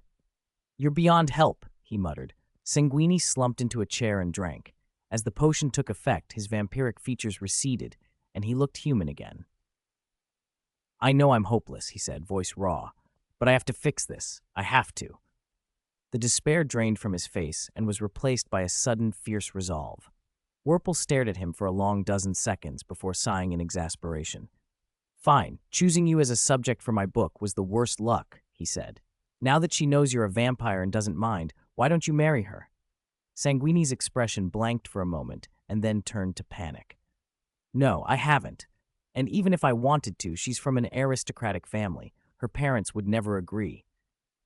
You told me she doesn't get on with her parents, that she's detached from her family, Wurple said. Sanguini nodded, eager. Then have her disappear from Muggle society in a plausible way. As someone who'd been in Slughorn's Slug Club, Wurple's mind was quicker than Sanguini's. If she separates herself from the Muggle world first, it will be difficult for the Aurors to investigate any breach of the Statute of Secrecy. After that, nobody will pay attention to what happens between you. But how do we make her disappear plausibly? Sanguini asked. A memory charm is out. Neither of us could perform one of that strength. You'd need a master. Why a memory charm at all? Wurple said. Death is the easiest way for someone to vanish. Sanguini went cold at that. Don't look at me like that. Making Muggles think someone is dead isn't that hard for a wizard. The simplest route is a bottle of draught of living death. It's more convincing than anything else, Wurple suggested. Sanguini's face lit up. You're brilliant, Eldred. No, Merlin himself would be impressed with you. He stood up and paced. We can stage it so her family believes she's dead, hold a funeral, and then we'll take her away in secret. She leaves the Muggle world. The Aurors won't suspect a dead person of violating the statute, and she'll be free. Wurple blinked. Where are you going to get a draught of living death? The question stopped Sanguini. He was penniless, a lifetime of petty theft, and his status as a vampire had made honest work in the magical world impossible. He looked at Wurple sheepishly. Could you deduct it from the money you promised me from the book? Take it out of my share? Deduct for what? Blood potions? Blood-flavored lollipops? All the junk you've spent my money on?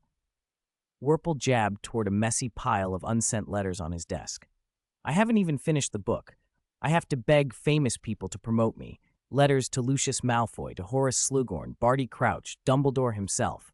I have no money left. A draught of living death isn't cheap. Sanguini fell silent, then took a breath and squared his shoulders. I understand. I can't expect others to solve this for me. It's my responsibility. I'll find a way. He turned to go. Wurple caught him by the collar. Where are you off to? Some vampire organs fetch a high price, Sanguini. I could sell some in Nocturne Alley. Wurple's head throbbed. The boy was serious. He would sell his own body parts to save that girl. Stop. You don't have to sacrifice that much. Wurple pinched the bridge of his nose. In a few days, Slughorn is hosting a Slug Club banquet. I'll take you with me. He keeps rare potions. He shouldn't be short of a draught of living death. Sanguini's face brightened. He'll give us one? He won't give it. You can steal it. Time seemed to freeze. This memory, Sanguini's panic and their plotting began to speed forward in the viewing mind. Even without watching further, Severus and Harry could have guessed the next beats. Sanguini visited Paddy more times, terrified that he might lose control of his bloodlust again. He secretly told her to keep a head of garlic in her drawer. If he went mad, she could use it to drive him off. He never told her the whole plan, only asked again and again whether she wanted to leave. When she said yes without hesitation, he promised her he would take her back to that fairy tale field of flowers of her childhood and clean her grandfather's grave. He swore he would make good on his promises. Wurple and Sanguini managed to steal a bottle from Slughorn, but they'd taken the wrong thing. Instead of the draught of living death they'd intended, they stole a strange, potent, special potion. One night, Sanguini gave it to Paddy. She trusted him utterly and drank it without hesitation. They had underestimated the reach of a Muggle aristocrat, especially a duke. Paddy's death, or the appearance of death that wasn't straightforward, drew the attention of the Prime Minister. The Prime Minister is exempted from the statute of secrecy and knew perfectly well that wizards existed. The peculiarity of Paddy's condition led him to write to Minister for Magic Millicent Bagnold, and the matter spiraled into a full scandal. Horrors descended on Badminton Manor. They quickly determined that the potion Paddy had drunk was highly unusual and concluded a wizard had tried to poison her. Newspapers and magazines covered the story relentlessly. A public condemnation from the Prime Minister to the Minister for Magic became a sensation across the British magical world. Even then, Sanguini refused to give up. He remembered every promise he had made to Paddy. They knew the stolen potion was wrong, and no ordinary person could brew an antidote. On the day he and Wurple went to Diagon Alley to buy blood-replenishing potion, they had seen the teacher-student closeness between Severus and Harry. Later, when Severus voluntarily stayed at Badminton Manor with Harry, Sanguini and Wurple hatched a desperate plan. Use Harry to pressure Severus to brew an antidote, then spirit Paddy away. They convinced themselves they wouldn't hurt Harry, no matter what they had to do to force Severus. But they never even had the chance to confront Severus. The memory stream ended there. Harry and Severus returned to the real world together. The slight nausea of the transition left Harry blinking. It took him a moment to realize only a dozen seconds had passed outside the memory. Severus sat in the same high-backed chair, fingers laced, lost in thought. The vision of two young lovers clinging to one another without dignity, of a politically explosive potion poisoning case that bridged law and the relationship between Muggles and wizards, hung in the quiet room. This was the problem Dumbledore had set for him. 33. Do what I want to do. This could be a big problem or a small one. Severus heard Ghost Snape's voice in his head, calm and clinical. Ignore the question of theft for a moment. You've taken responsibility for brewing the potion. If you never call it theft, legally it isn't theft. As for drugging the Muggle, that's a breach of wizarding law. But if it can later be shown that the Muggle consented and no lasting harm resulted, the charge won't be as severe, and even a powerful draught of living death is not technically a lethal poison. The real issue is the statute of secrecy that can only be judged by the Wizengamot. They'll vote to decide how grave the offense is. Severus let the words run through his mind, then supplied the rest. And because this has been made into a public spectacle, it won't be treated lightly. Sanguini isn't a wizard, he's a vampire, spoken of no higher than a werewolf in the magical world. I can't imagine the Wizengamot will simply shrug this off. Ghost Snape's tone went colder. He will be sentenced to at least 5 years in Azkaban. Severus's voice was level. Azkaban is more than most can bear. If Sanguini is locked in, he'll be drained by Dementors in under 2 years. So, Ghost Snape almost sneered, those are the consequences he must accept. A vampire being so reckless, stealing potions, performing magic for a Muggle, abducting a child. What else do you expect? Severus didn't say Sanguini was innocent. He asked another question. And Paddy Volpe? Ghost Snape's response was indifferent. Once she's rescued and regains consciousness, the memory modification squad will handle her. She should never have known that vampire. Afterwards, her life will be put back on the right track. The right track? Severus scoffed inwardly. Without Sanguini, Trapped in that family, she wouldn't last 2 years before seeking death. She nearly jumped from that building once. So? Ghost Snape's voice hardened into something bleak and unemotional. They brought this on themselves. Severus fell silent. He turned to look at Harry, who had come to himself. If we hand both of them over to the Aurors now, Sanguini will be sent to Azkaban and slowly drained by Dementors. When Patty wakes, her memory of magic and of Sanguini will be wiped by the memory modification squad, and she'll soon end up taking her own life. Harry, Severus asked quietly, do you think that outcome is what they deserved? Harry stared at him, stunned. His voice trembled. Why would it be like that? Neither of them wanted to hurt anyone. They only wanted to run away. Sanguini just wanted to take Patty to the place she'd always longed to see. Why should they die for that? Because one is a vampire and the other is a disabled muggle, two outcasts with no standing, and they made a spectacle of themselves, Severus said. The high and mighty won't sympathize. They won't care about motives.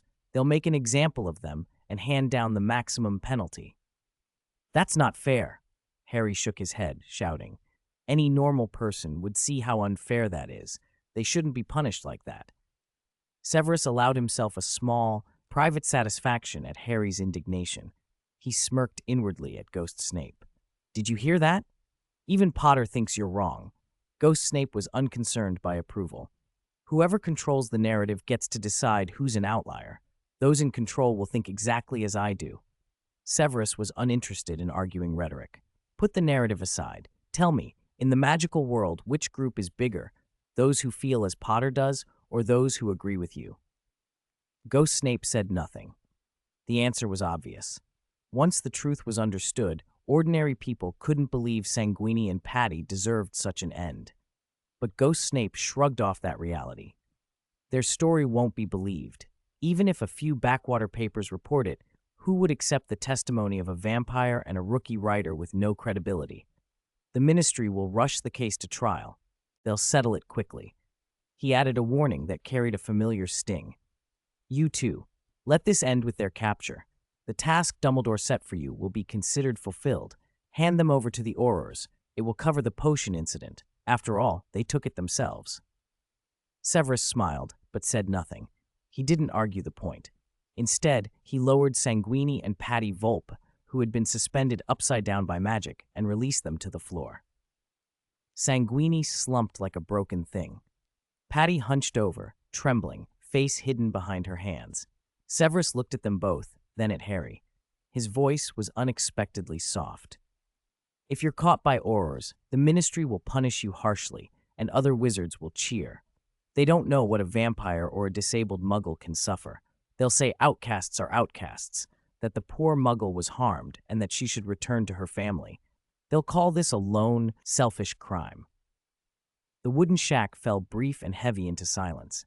But it will be different if I get involved, Severus added. Everyone froze. Harry's eyes went wide. Sanguini looked up, dumbly hopeful. Patty's whole body trembled. Even Ghost Snape's expression darkened as if he'd seen doom. Severus sat cross-legged, meeting their stares with a dry, almost light tone. Imagine the Aurors investigate and find that Severus Snape, the former Death Eater favored by Dumbledore, Slytherin's current head, potions master, professor of potions, instructor in the dark arts and defense against the dark arts, was implicated in this case. That I was involved in poisoning a muggle and was possibly the mastermind. He smiled, ironic and cold. The editors and reporters of the magical papers would lose their minds. It'd be the biggest, most sensational story since Voldemort fell. They'd dig and dig for every angle, they'd sensationalize everything, and the media frenzy would be unstoppable. Harry, Sanguini, and Patty could only stare as Severus laid out the image while Ghost Snape roared in his head. What on earth do you intend to do? Severus's answer was simple. Do what I want to do, of course. 34. Then show it to everyone. Diagon Alley, Slug and Jigger's apothecary. At noon, an Auror squad, personally led by Kingsley and Robards, raided the largest potion ingredient shop in London. They secured the shop's sales ledgers for the past 3 months, and poring over them, found their most valuable clue yet. On June 12th, you sold a large quantity of infusion of wormwood, saprophoros beans, valerian roots, and asphodel, all at once, Robards said, staring at the apothecary owner with a hard look. "Those are the standard ingredients for the draught of living death. Were you aware of that?" Jiggers, who ran the shop, nodded quickly. "I'm in charge of sales. I remember that transaction." Kingsley's tone was gentler. He put a hand on his colleague's shoulder and took over the questioning. "Do you remember who bought them?" Jiggers glanced at Kingsley, then at Robards. After a very brief hesitation, less than 3 seconds, he abandoned his usual professional silence about customers. It was a house elf, named Laka. She serves the Slughorn family. Kingsley and Robards exchanged a look. Excitement lit both their faces. They hadn't thought to follow a trail from the Muggle side, but a lead from within the magical community had given them what they needed. Robards didn't hesitate. He signaled the others and apparated away from Diagon Alley. Kingsley paused only to thank the startled shopkeeper. "Thank you for your help, Mr. Jiggers." The Slughorn family's old manor was well known among wizards, especially those with long reputations. Under Kingsley and Robards' instructions, Aurors sealed off the grounds and prepared to track any apparition. Out of apparent respect for the elderly, highly esteemed wizard, a contemporary of Dumbledore and a longtime Hogwarts professor, Kingsley and Robards brought no reinforcements. Instead, they knocked together and, led by the house elf Laka, were shown into Slughorn's drawing room. The rotund old man with a walrus mustache met them calmly, almost leisurely. He invited them to sit, had Laka bring tea and snacks, and after a few civilities allowed the questioning to begin. Robards sipped his tea in silence. Kingsley went straight to the point. "Mr. Slughorn, our investigation shows that on the 12th of last month, you sent a house elf to Diagon Alley to buy a large amount of potion ingredients." Slughorn seemed to think it over, and Kingsley braced for excuses and denials. To both Auror's surprise, the former Hogwarts professor, a man careful about his reputation, admitted it after only a few seconds. "Your investigation is correct. I bought the ingredients. That bottle of potent draught of living death is related to me." Robards reacted at once. "So you admit you lied to the Aurors earlier, and that the draught of living death was brewed by you and distributed by you?" Slughorn leaned back and smiled, comfortable. "Mr. Robards, I admitted only that the potion is related to me. I did not say I brewed it, nor that someone took it from me." Robards' expression darkened. Kingsley remained more composed as he asked, "You mean the materials were purchased by you, but someone else actually brewed the potion?" "I offered a little advice. The bottle was brewed by my former student, Severus." When Slughorn named Severus, both Aurors rose from their seats. "Snape?" Robards barked. "Professor Snape?" Kingsley echoed, frowning. "There's no misunderstanding," Slughorn said casually. "Lying to the Aurors before was at his request. If you want proof, you can bring Severus here and confront him." Robards turned to Kingsley. "Where is Snape now? You said you had people watching him." Kingsley stared at Slughorn for a long moment, then spoke slowly. "He's at Badminton Manor, with that student of his."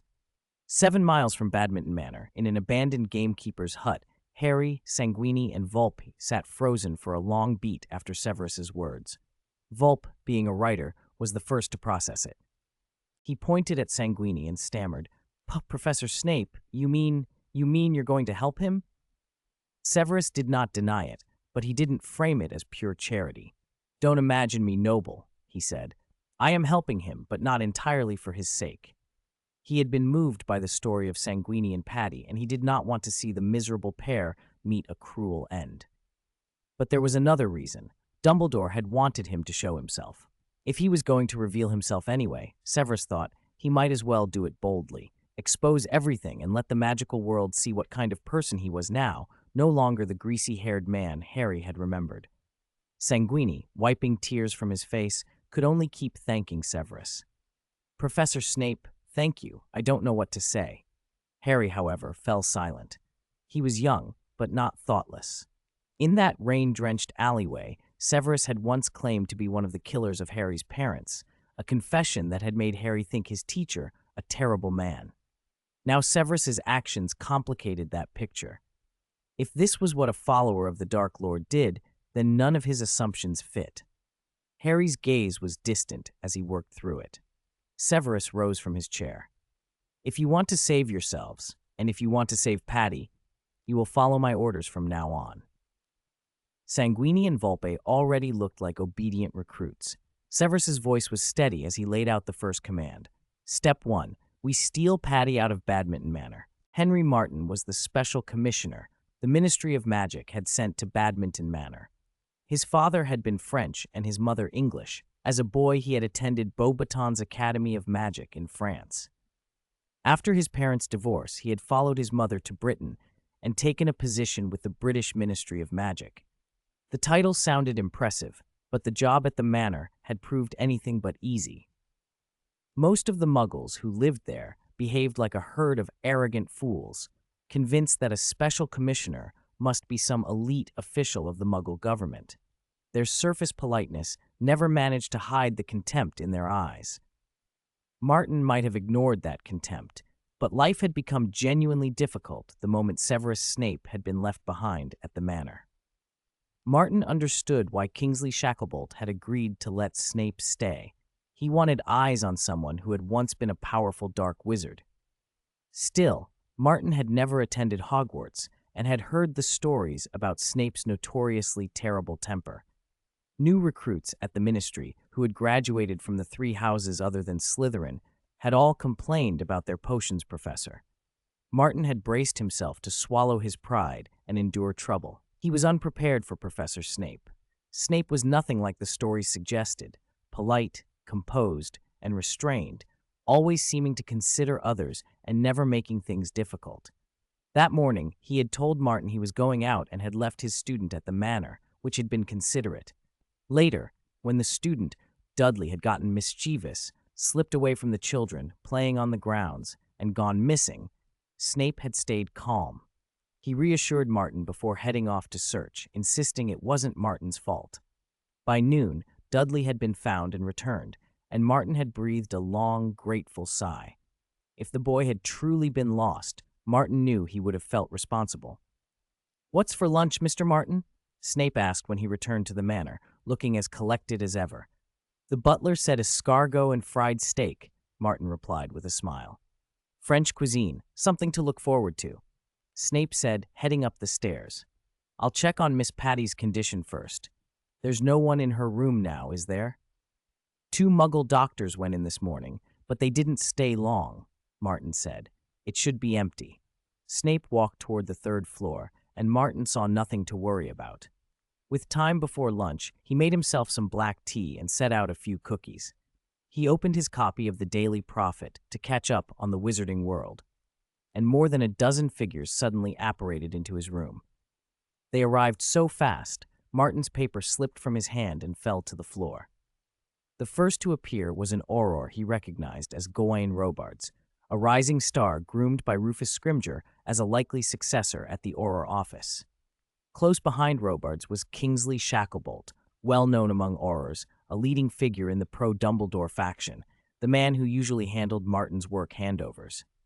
A cluster of elite aurors followed, each in uniform, wands already in hand, faces set as if they'd been called to an urgent mission. Robards pushed forward and demanded, "Where is Severus Snape?" Martin blinked, coming back to himself. He disliked Robards' tone. He knew Robards had a bright future, but the man had not yet earned the right to bark orders. "He's in the manor," Martin said coolly. "Where in the manor?" Robards snapped, impatient. "Miss Patty's bedroom, on the 3rd floor. He went up to check on her," Martin answered. Martin turned to Kingsley. "What happened?" Robards and his men were already moving. Kingsley, passing by Martin, tried to soothe the situation with a half-answer. "It's most likely a misunderstanding. Once we explain, everything should be fine." They all swept up the stairs. The manor's servants and the Somerset family were stunned by the sudden, aggressive intrusion. Even the old butler hurried after them, asking who they were, but Robards ignored him. The aurors reached Patty's bedroom and found the doorknob would not turn. The door had been locked from the inside.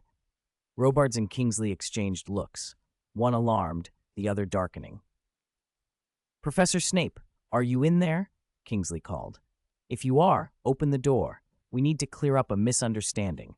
Robards raised his wand. "Alohomora." The lock surrendered. The door swung open and the aurors poured in, wands raised and ready. The room, however, was empty. Neither Severus Snape nor Miss Patty lay on the bed. The only sign anyone had been there was the wide-open window. Silence fell. The Aurors exchanged uneasy glances. Everyone felt the change in atmosphere. Something serious had just happened. Robards crossed to the window and looked out over the stone path that cut the lawn and led away from the manor. His free hand tightened into a fist. He turned to Kingsley, voice hard. "Can you still call this a misunderstanding?" Kingsley's expression was grave. He drew a steadying breath. "We need to inform Professor Dumbledore immediately." "Do it," Robards said coldly. "Go tell him, and ask him what sort of person he chose to protect. A teacher who's already spent 8 years at Hogwarts. Hogwarts will always believe in his innocence." News that Severus Snape had taken the alleged victim in the potion poisoning case and fled spread through the Ministry of Magic within minutes.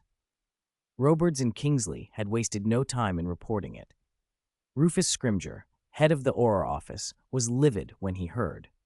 Scrimgeour was an old Auror who had made his name fighting dark wizards during Voldemort's rise and the height of the Death Eater's terror.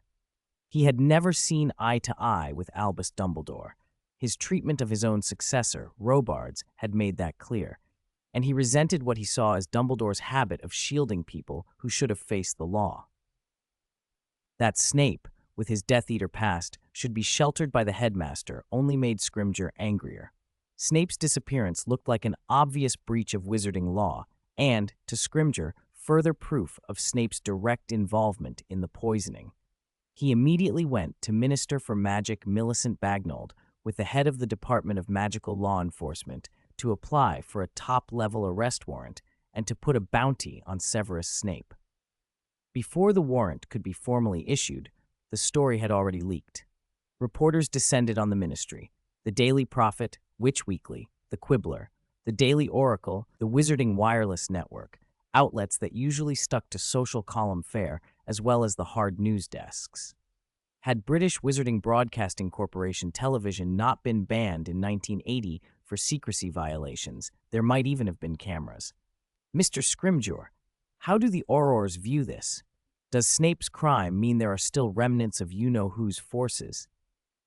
What measures will you take next? Will this affect former Death Eaters who were declared harmless? What does Minister Bagnold intend to do? Will a scandal like this delay her retirement? Does Professor Dumbledore know about this? Will Hogwarts comment on the Slytherin head of house evading arrest?" "Mr. Scrimgeour! Mr. Scrimgeour!" Scrimgeour was about to leave the ministry's main hall with a cohort of Aurors when he was swamped by a sea of quick-quote quills and fluttering parchments. The Aurors pushed at the crowd to make a path. When they heard Dumbledore's name, the old man, weathered and leonine, pivoted, then spoke loudly. "There are no remaining forces of you-know-who. Snape's actions do not implicate other innocent people. Minister Bagnold will not delay her retirement on account of this. And if you want to question the headmaster, go to Hogwarts and ask him yourselves."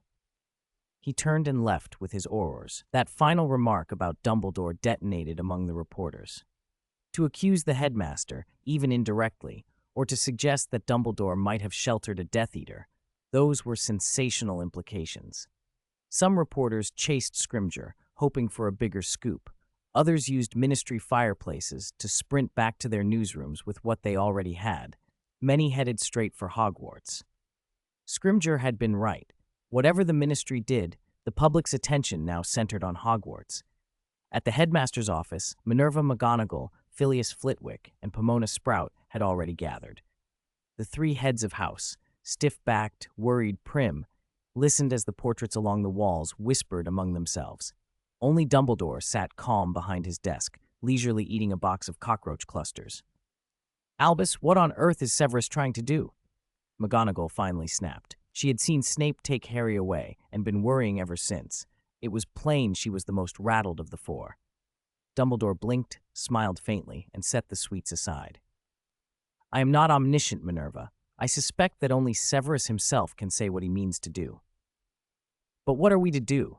Flitwick asked. "Reporters are already at the school gates. Filch is holding them back." "They want a story," Dumbledore said quietly. "Let us give them one." He rose and called toward a portrait of an austere, goateed wizard. "Phineas, tell Argus to admit them. I will grant an interview." The goateed portrait muttered, and the painted figure obediently vanished from its frame.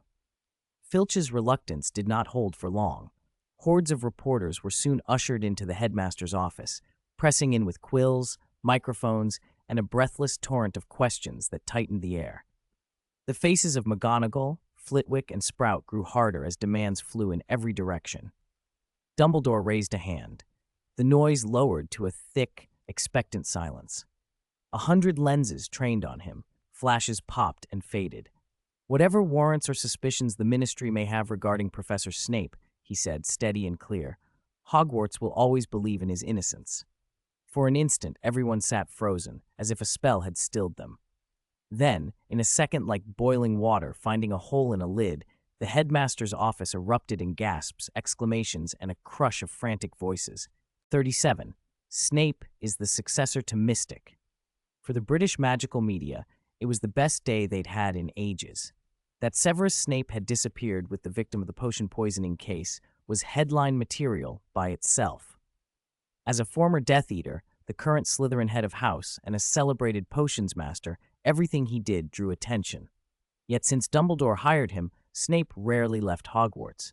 Even the hungry press had found it hard to make news out of him. When he finally acted, though, he acted on a scale that could not be ignored.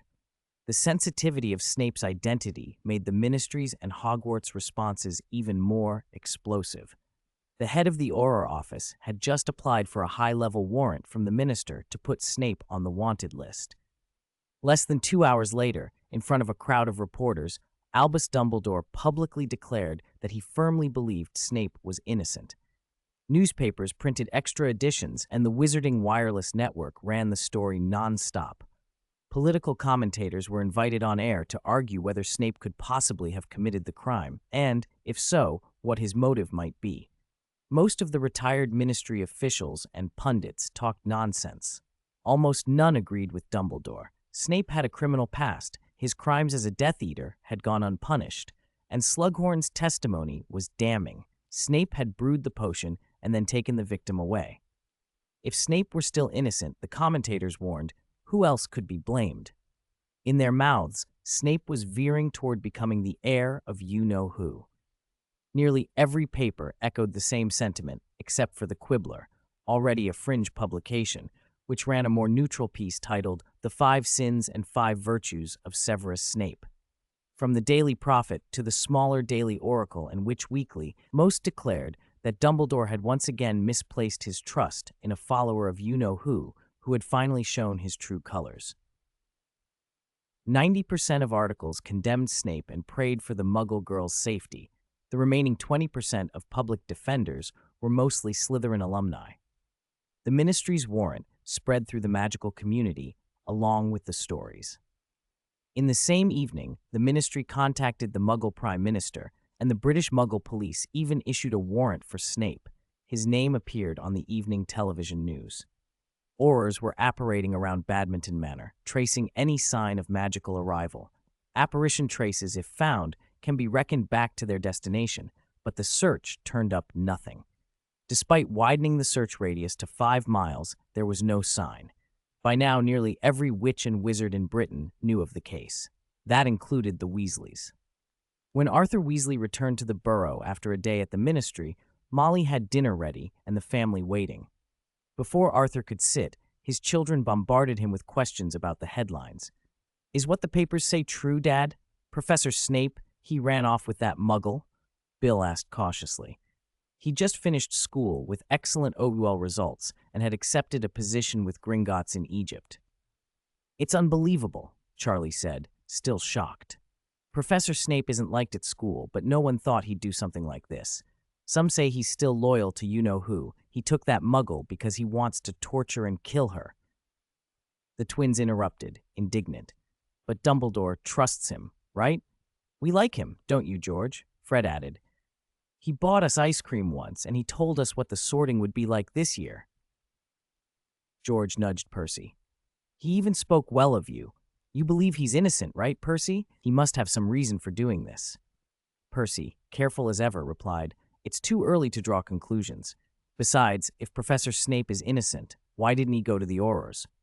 George bristled at what he saw as hypocrisy and glared, but Fred hauled him away. Don't pester our future head boy with commoner logic, he sneered. Molly cut them off loudly. All right, enough. If you have so much energy, you should have helped me pull gnomes from the garden today instead of bickering. Ron and Ginny could only listen as their older siblings argued. After everyone had blurted out their opinions, Arthur, who had downed half a glass of Molly's mead and was easing out of the day's stress, shook his head. The ministry doesn't have much hard evidence yet, he said. But the fact Snape left with someone is bad for him. No one knows why he did it. That said, he added, Dumbledore trusts him, and Snape hasn't stepped out of line during his years at Hogwarts. If he did this, I suspect there's some other reason, something more complicated than a simple desire to harm. Even Arthur's measured view did little to quiet the family's debate. Public opinion outside the Burrow was even more extreme. Roughly 80% of British witches and wizards were convinced Snape was a villain. The other 20%, mostly Slytherin alumni, defended him. Meanwhile, the Aurors increased their search. They coordinated with Muggle authorities and probed around Badminton Manor for signs of apparition. Hours passed. The more people looked, the less they found. Snape, the Muggle girl, Patty, and the young student who had been following him had disappeared as if the earth had swallowed them. There was no trace. 38. The fugitive's journey begins. Leighton was a parking lot attendant for a car rental agency in Bristol. The work was dull, handing keys to strangers, listening to their grand plans while he stayed behind the little booth watching cars come and go, offering the same tired compliments. The sky had been darkening for an hour. Leighton checked his watch. If the salesman didn't pull in any last-minute customers, he could swap shifts with that old drunk on the night shift in 5 minutes and end the day early. He had already started packing when someone tapped the glass of the booth. Leighton looked up. 5 people stood outside. He hadn't noticed them arrive.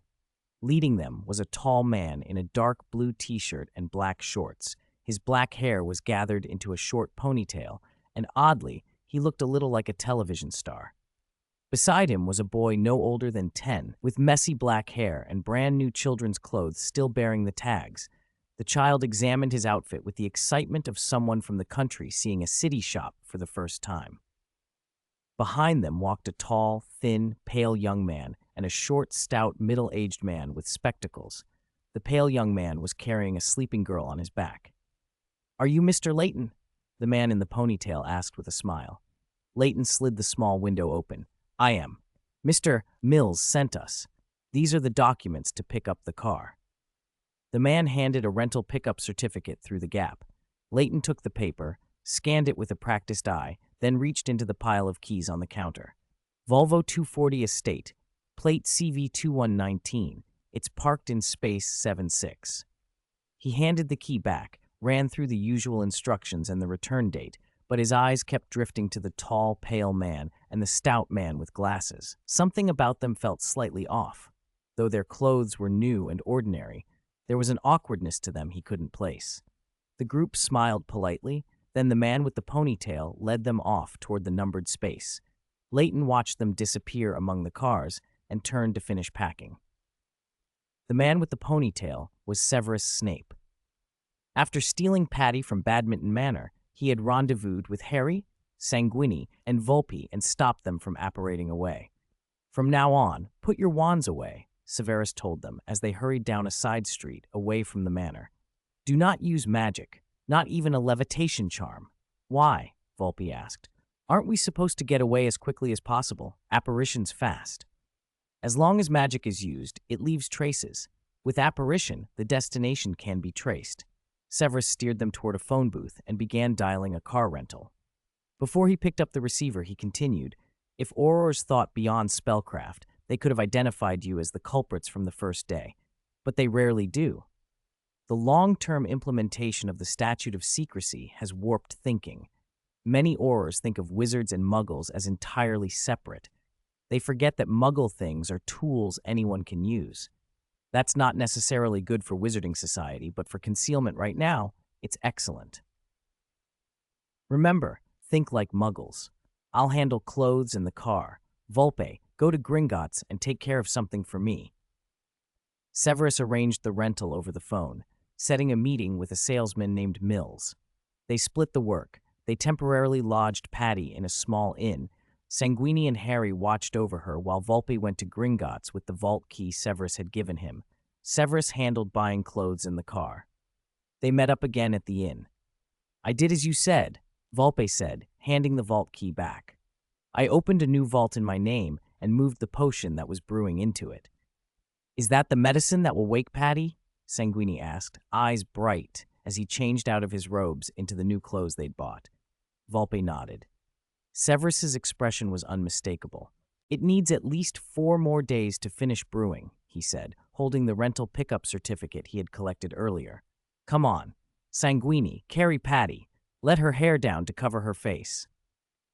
Dressed in ordinary muggle clothes, they walked together to the rental company's lot. Leighton handed the keys to Severus as if he were any other customer. They piled into the boxy estate, Harry in the front passenger seat, Sanguini in the back with Patty across his knees, Volpe beside him. The vampire and the wizard had never ridden in a muggle car before. They inspected the doors and handles like children with a new toy. "Don't touch anything in the car," Severus warned, but he himself sat behind the wheel and studied the controls.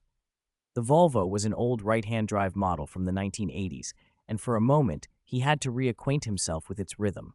Harry watched, slightly alarmed. He had, until now, thought of his teacher as infallible. Seeing him frown over a steering wheel was disconcerting. "Sit tight. We're ready to go." Severus turned the key. The engine caught, he shifted, and just as Harry began to buckle his seatbelt, the car lurched violently and stalled with a jerk. The interior fell utterly silent. After a long second, Sanguini hugged Patty closer and murmured, "Maybe a broomstick would have been easier." "Or a flying carpet," Volpe said, not unkindly. The clutch was released too quickly. Severus turned the key again, hiding his embarrassment. "Don't fear. I dare say no one in the magical world knows more about driving than I do."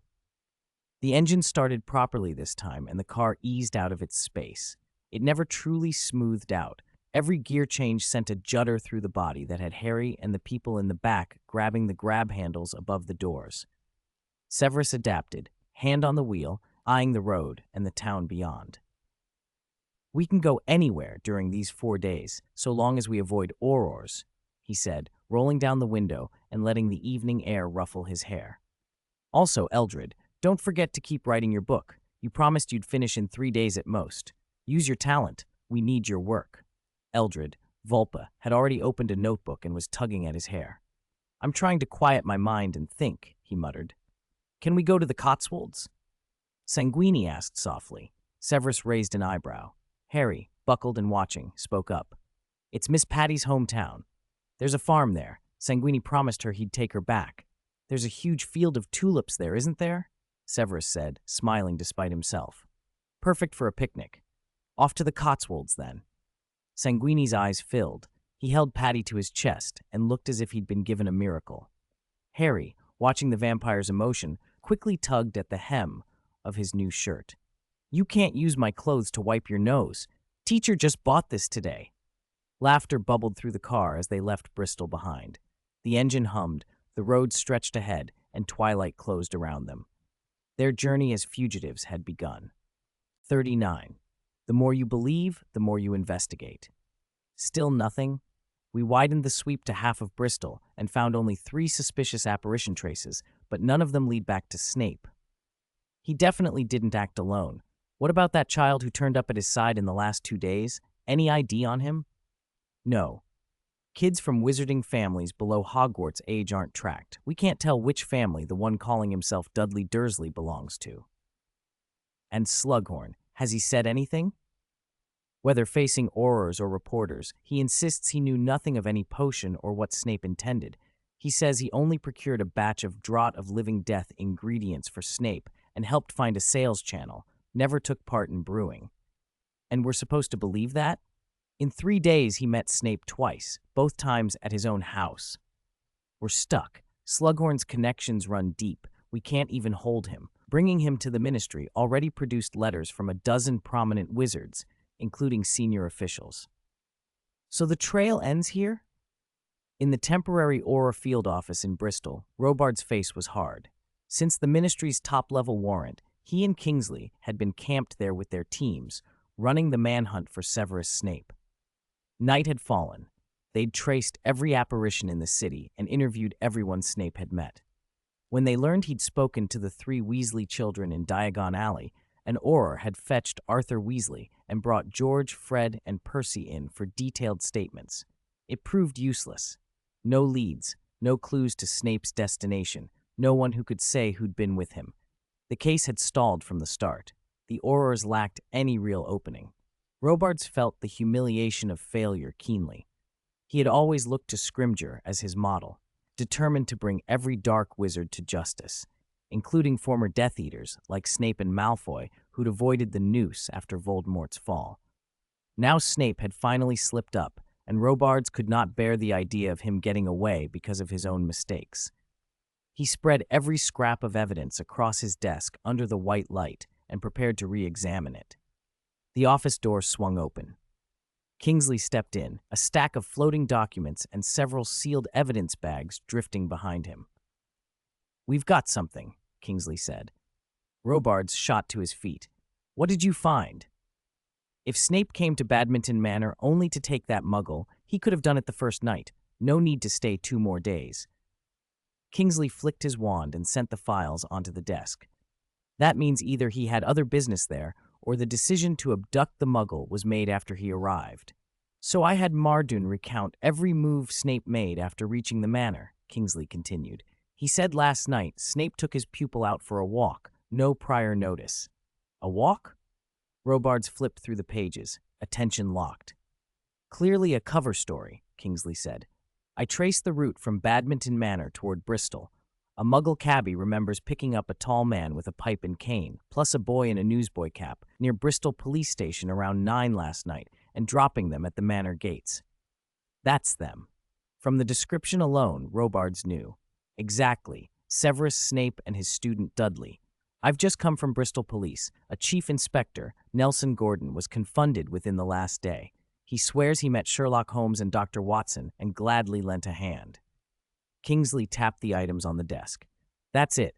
Last night Snape used Confundo on him, posed as a detective, had the man bring him into the station, and pulled these files." Robards turned to the documents and the small heap of items. In moments, he understood exactly what they were. The Muggle police reports on the victim before the Aurors arrived, and the things the officers had found in her room. He spun back to Kingsley. "Why didn't the Muggles hand this over to us straight away?"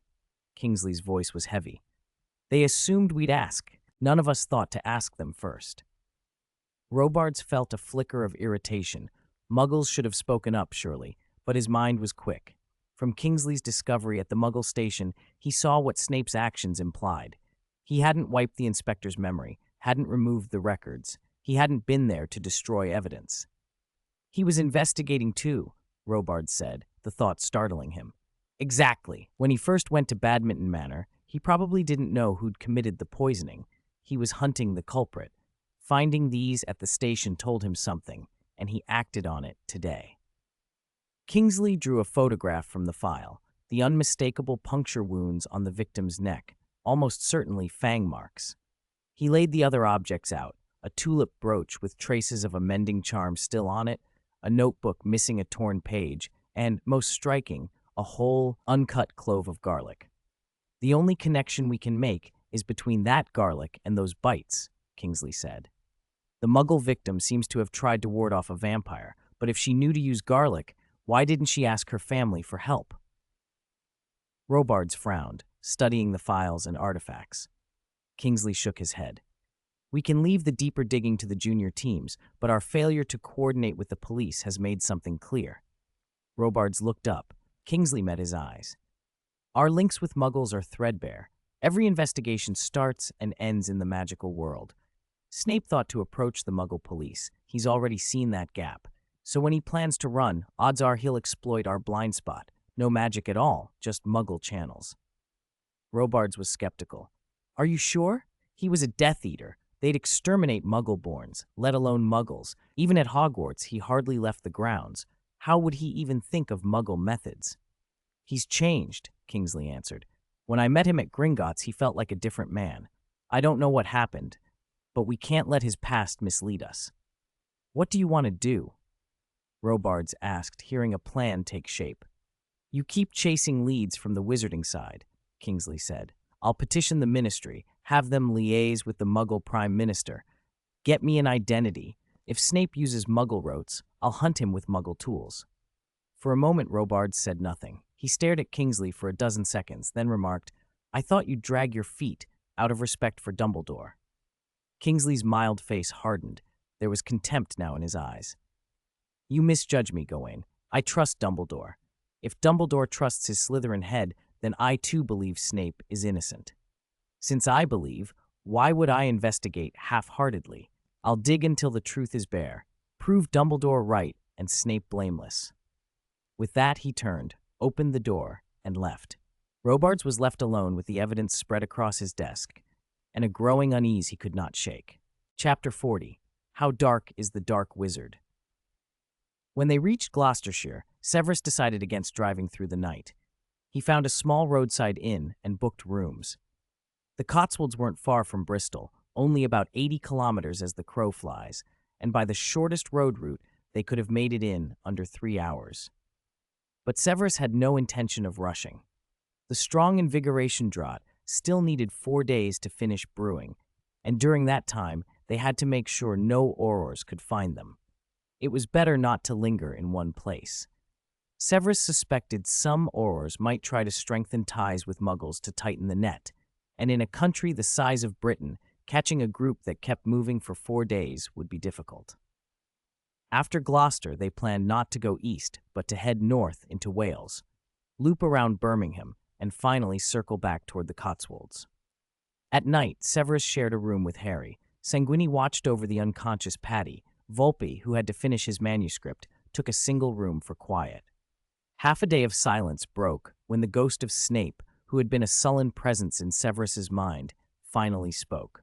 Aren't you afraid the Aurors will catch you and, without trial or defense, send you straight to Azkaban? The ghost asked. Severus lay in the warm, soft bedding and answered without opening his eyes. Didn't you see Dumbledore's announcement today? Although he says he doesn't want to go into politics, many at the ministry want him for minister. If the old man were willing, there'd be no serious opposition. His trust in me will stop those old fogies at the ministry from breaking the rules and locking me up without a trial, Severus told the ghost matter-of-factly. He couldn't resist a barb. After all, what about the Aurors who want to bring you to justice? You did terrible things and never repented. Joining Dumbledore was only because of Lily's death, the ghost sneered in Severus's mind. Severus let the taunt pass. The ghost had never been able to win a debate with him, and physical force was useless against an apparition. Why does Dumbledore trust you so? The ghost asked coldly. Severus closed his eyes and let sleep pull at him. Do you picture Dumbledore as some inscrutable, sour old schemer? He has his plans, sure. You have to be careful with him and think about why he acts. But he isn't grim. He has principles and pursuits. He's a decent man. More than that, he wants to see what I'll do. When I disappeared with Patty, he already knew my choice and the likely outcome. Since he knows the outcome, he ought to help tidy things up. If he did nothing, the ministry might try something underhanded. If I were shipped off to Azkaban, Sanguini and Volpe would suffer, and Patty would face a ruined life even if she survived. That's not something he'd stand for. The ghost pressed the point harder. What if Dumbledore really didn't interfere and the ministry ignored everything and sent you all to Azkaban? Severus, half asleep, hummed. If that happened, then I'd have to show them just how dark a dark wizard can be. The next morning, Severus was washing when he noticed Harry standing nearby, bleary-eyed and staring at him. With a toothbrush in his mouth, Severus asked, "Is there something on my face?" Harry shook his head but looked puzzled. "Teacher, is Azkaban the wizard prison?" Severus, amused by the boy's earnest curiosity, explained. "It's more than a prison. It's the world's hell. It's remote, Dementors patrol it, and they suck away hope and joy. Most prisoners don't last more than a couple of years before despair finishes them. Those who survive are either mad or have tricks of their own." Harry swallowed hard and remembered Severus's muttering in his sleep. "Teacher, then the things you said last night," he stammered. Severus blinked. What did I say in my sleep? You said, brothers and sisters, for the Dark Lord, for the supreme glory, we break out of Azkaban. Harry's eyes were wide. He said the words with the blunt honesty of someone who trusted Severus implicitly. Severus flushed with embarrassment and rinsed his mouth. He silently blamed the ghost for bringing up improper talk before bed. That was only sleep talk, he said aloud. Dreams are strange things. You can't take them seriously. Stop lying around, he added. Wash up. We're going to breakfast. Eldred and Sanguini are probably already waiting. Harry changed and joined them downstairs. Volpe looked exhausted from working through the night, and Sanguini admitted he hadn't really dared to sleep, afraid the Aurors might show up and force them to grab Patty and run. After breakfast, Severus lingered to read the manuscript Volpe had finished overnight. He spent an hour going over it, and then nodded with satisfaction. Very good. No wonder Slughorn invited you to his club. Even without the rest of the book, this has bestseller potential. Volpe's face lit up at the praise. Recognition for his work pleased him more than any personal compliment. Keep writing, Severus told him. But a manuscript isn't enough. We need a brave editor or publisher to promote it. Coincidentally, Severus said, I happen to know a rebellious, very bold newspaper editor. He returned the manuscript to Volpe, stood, and called to Harry and Sanguini. Let's go. We need to keep moving. They piled back into the station wagon and set off north. Not long after they left, several wailing police cars rolled past the inn.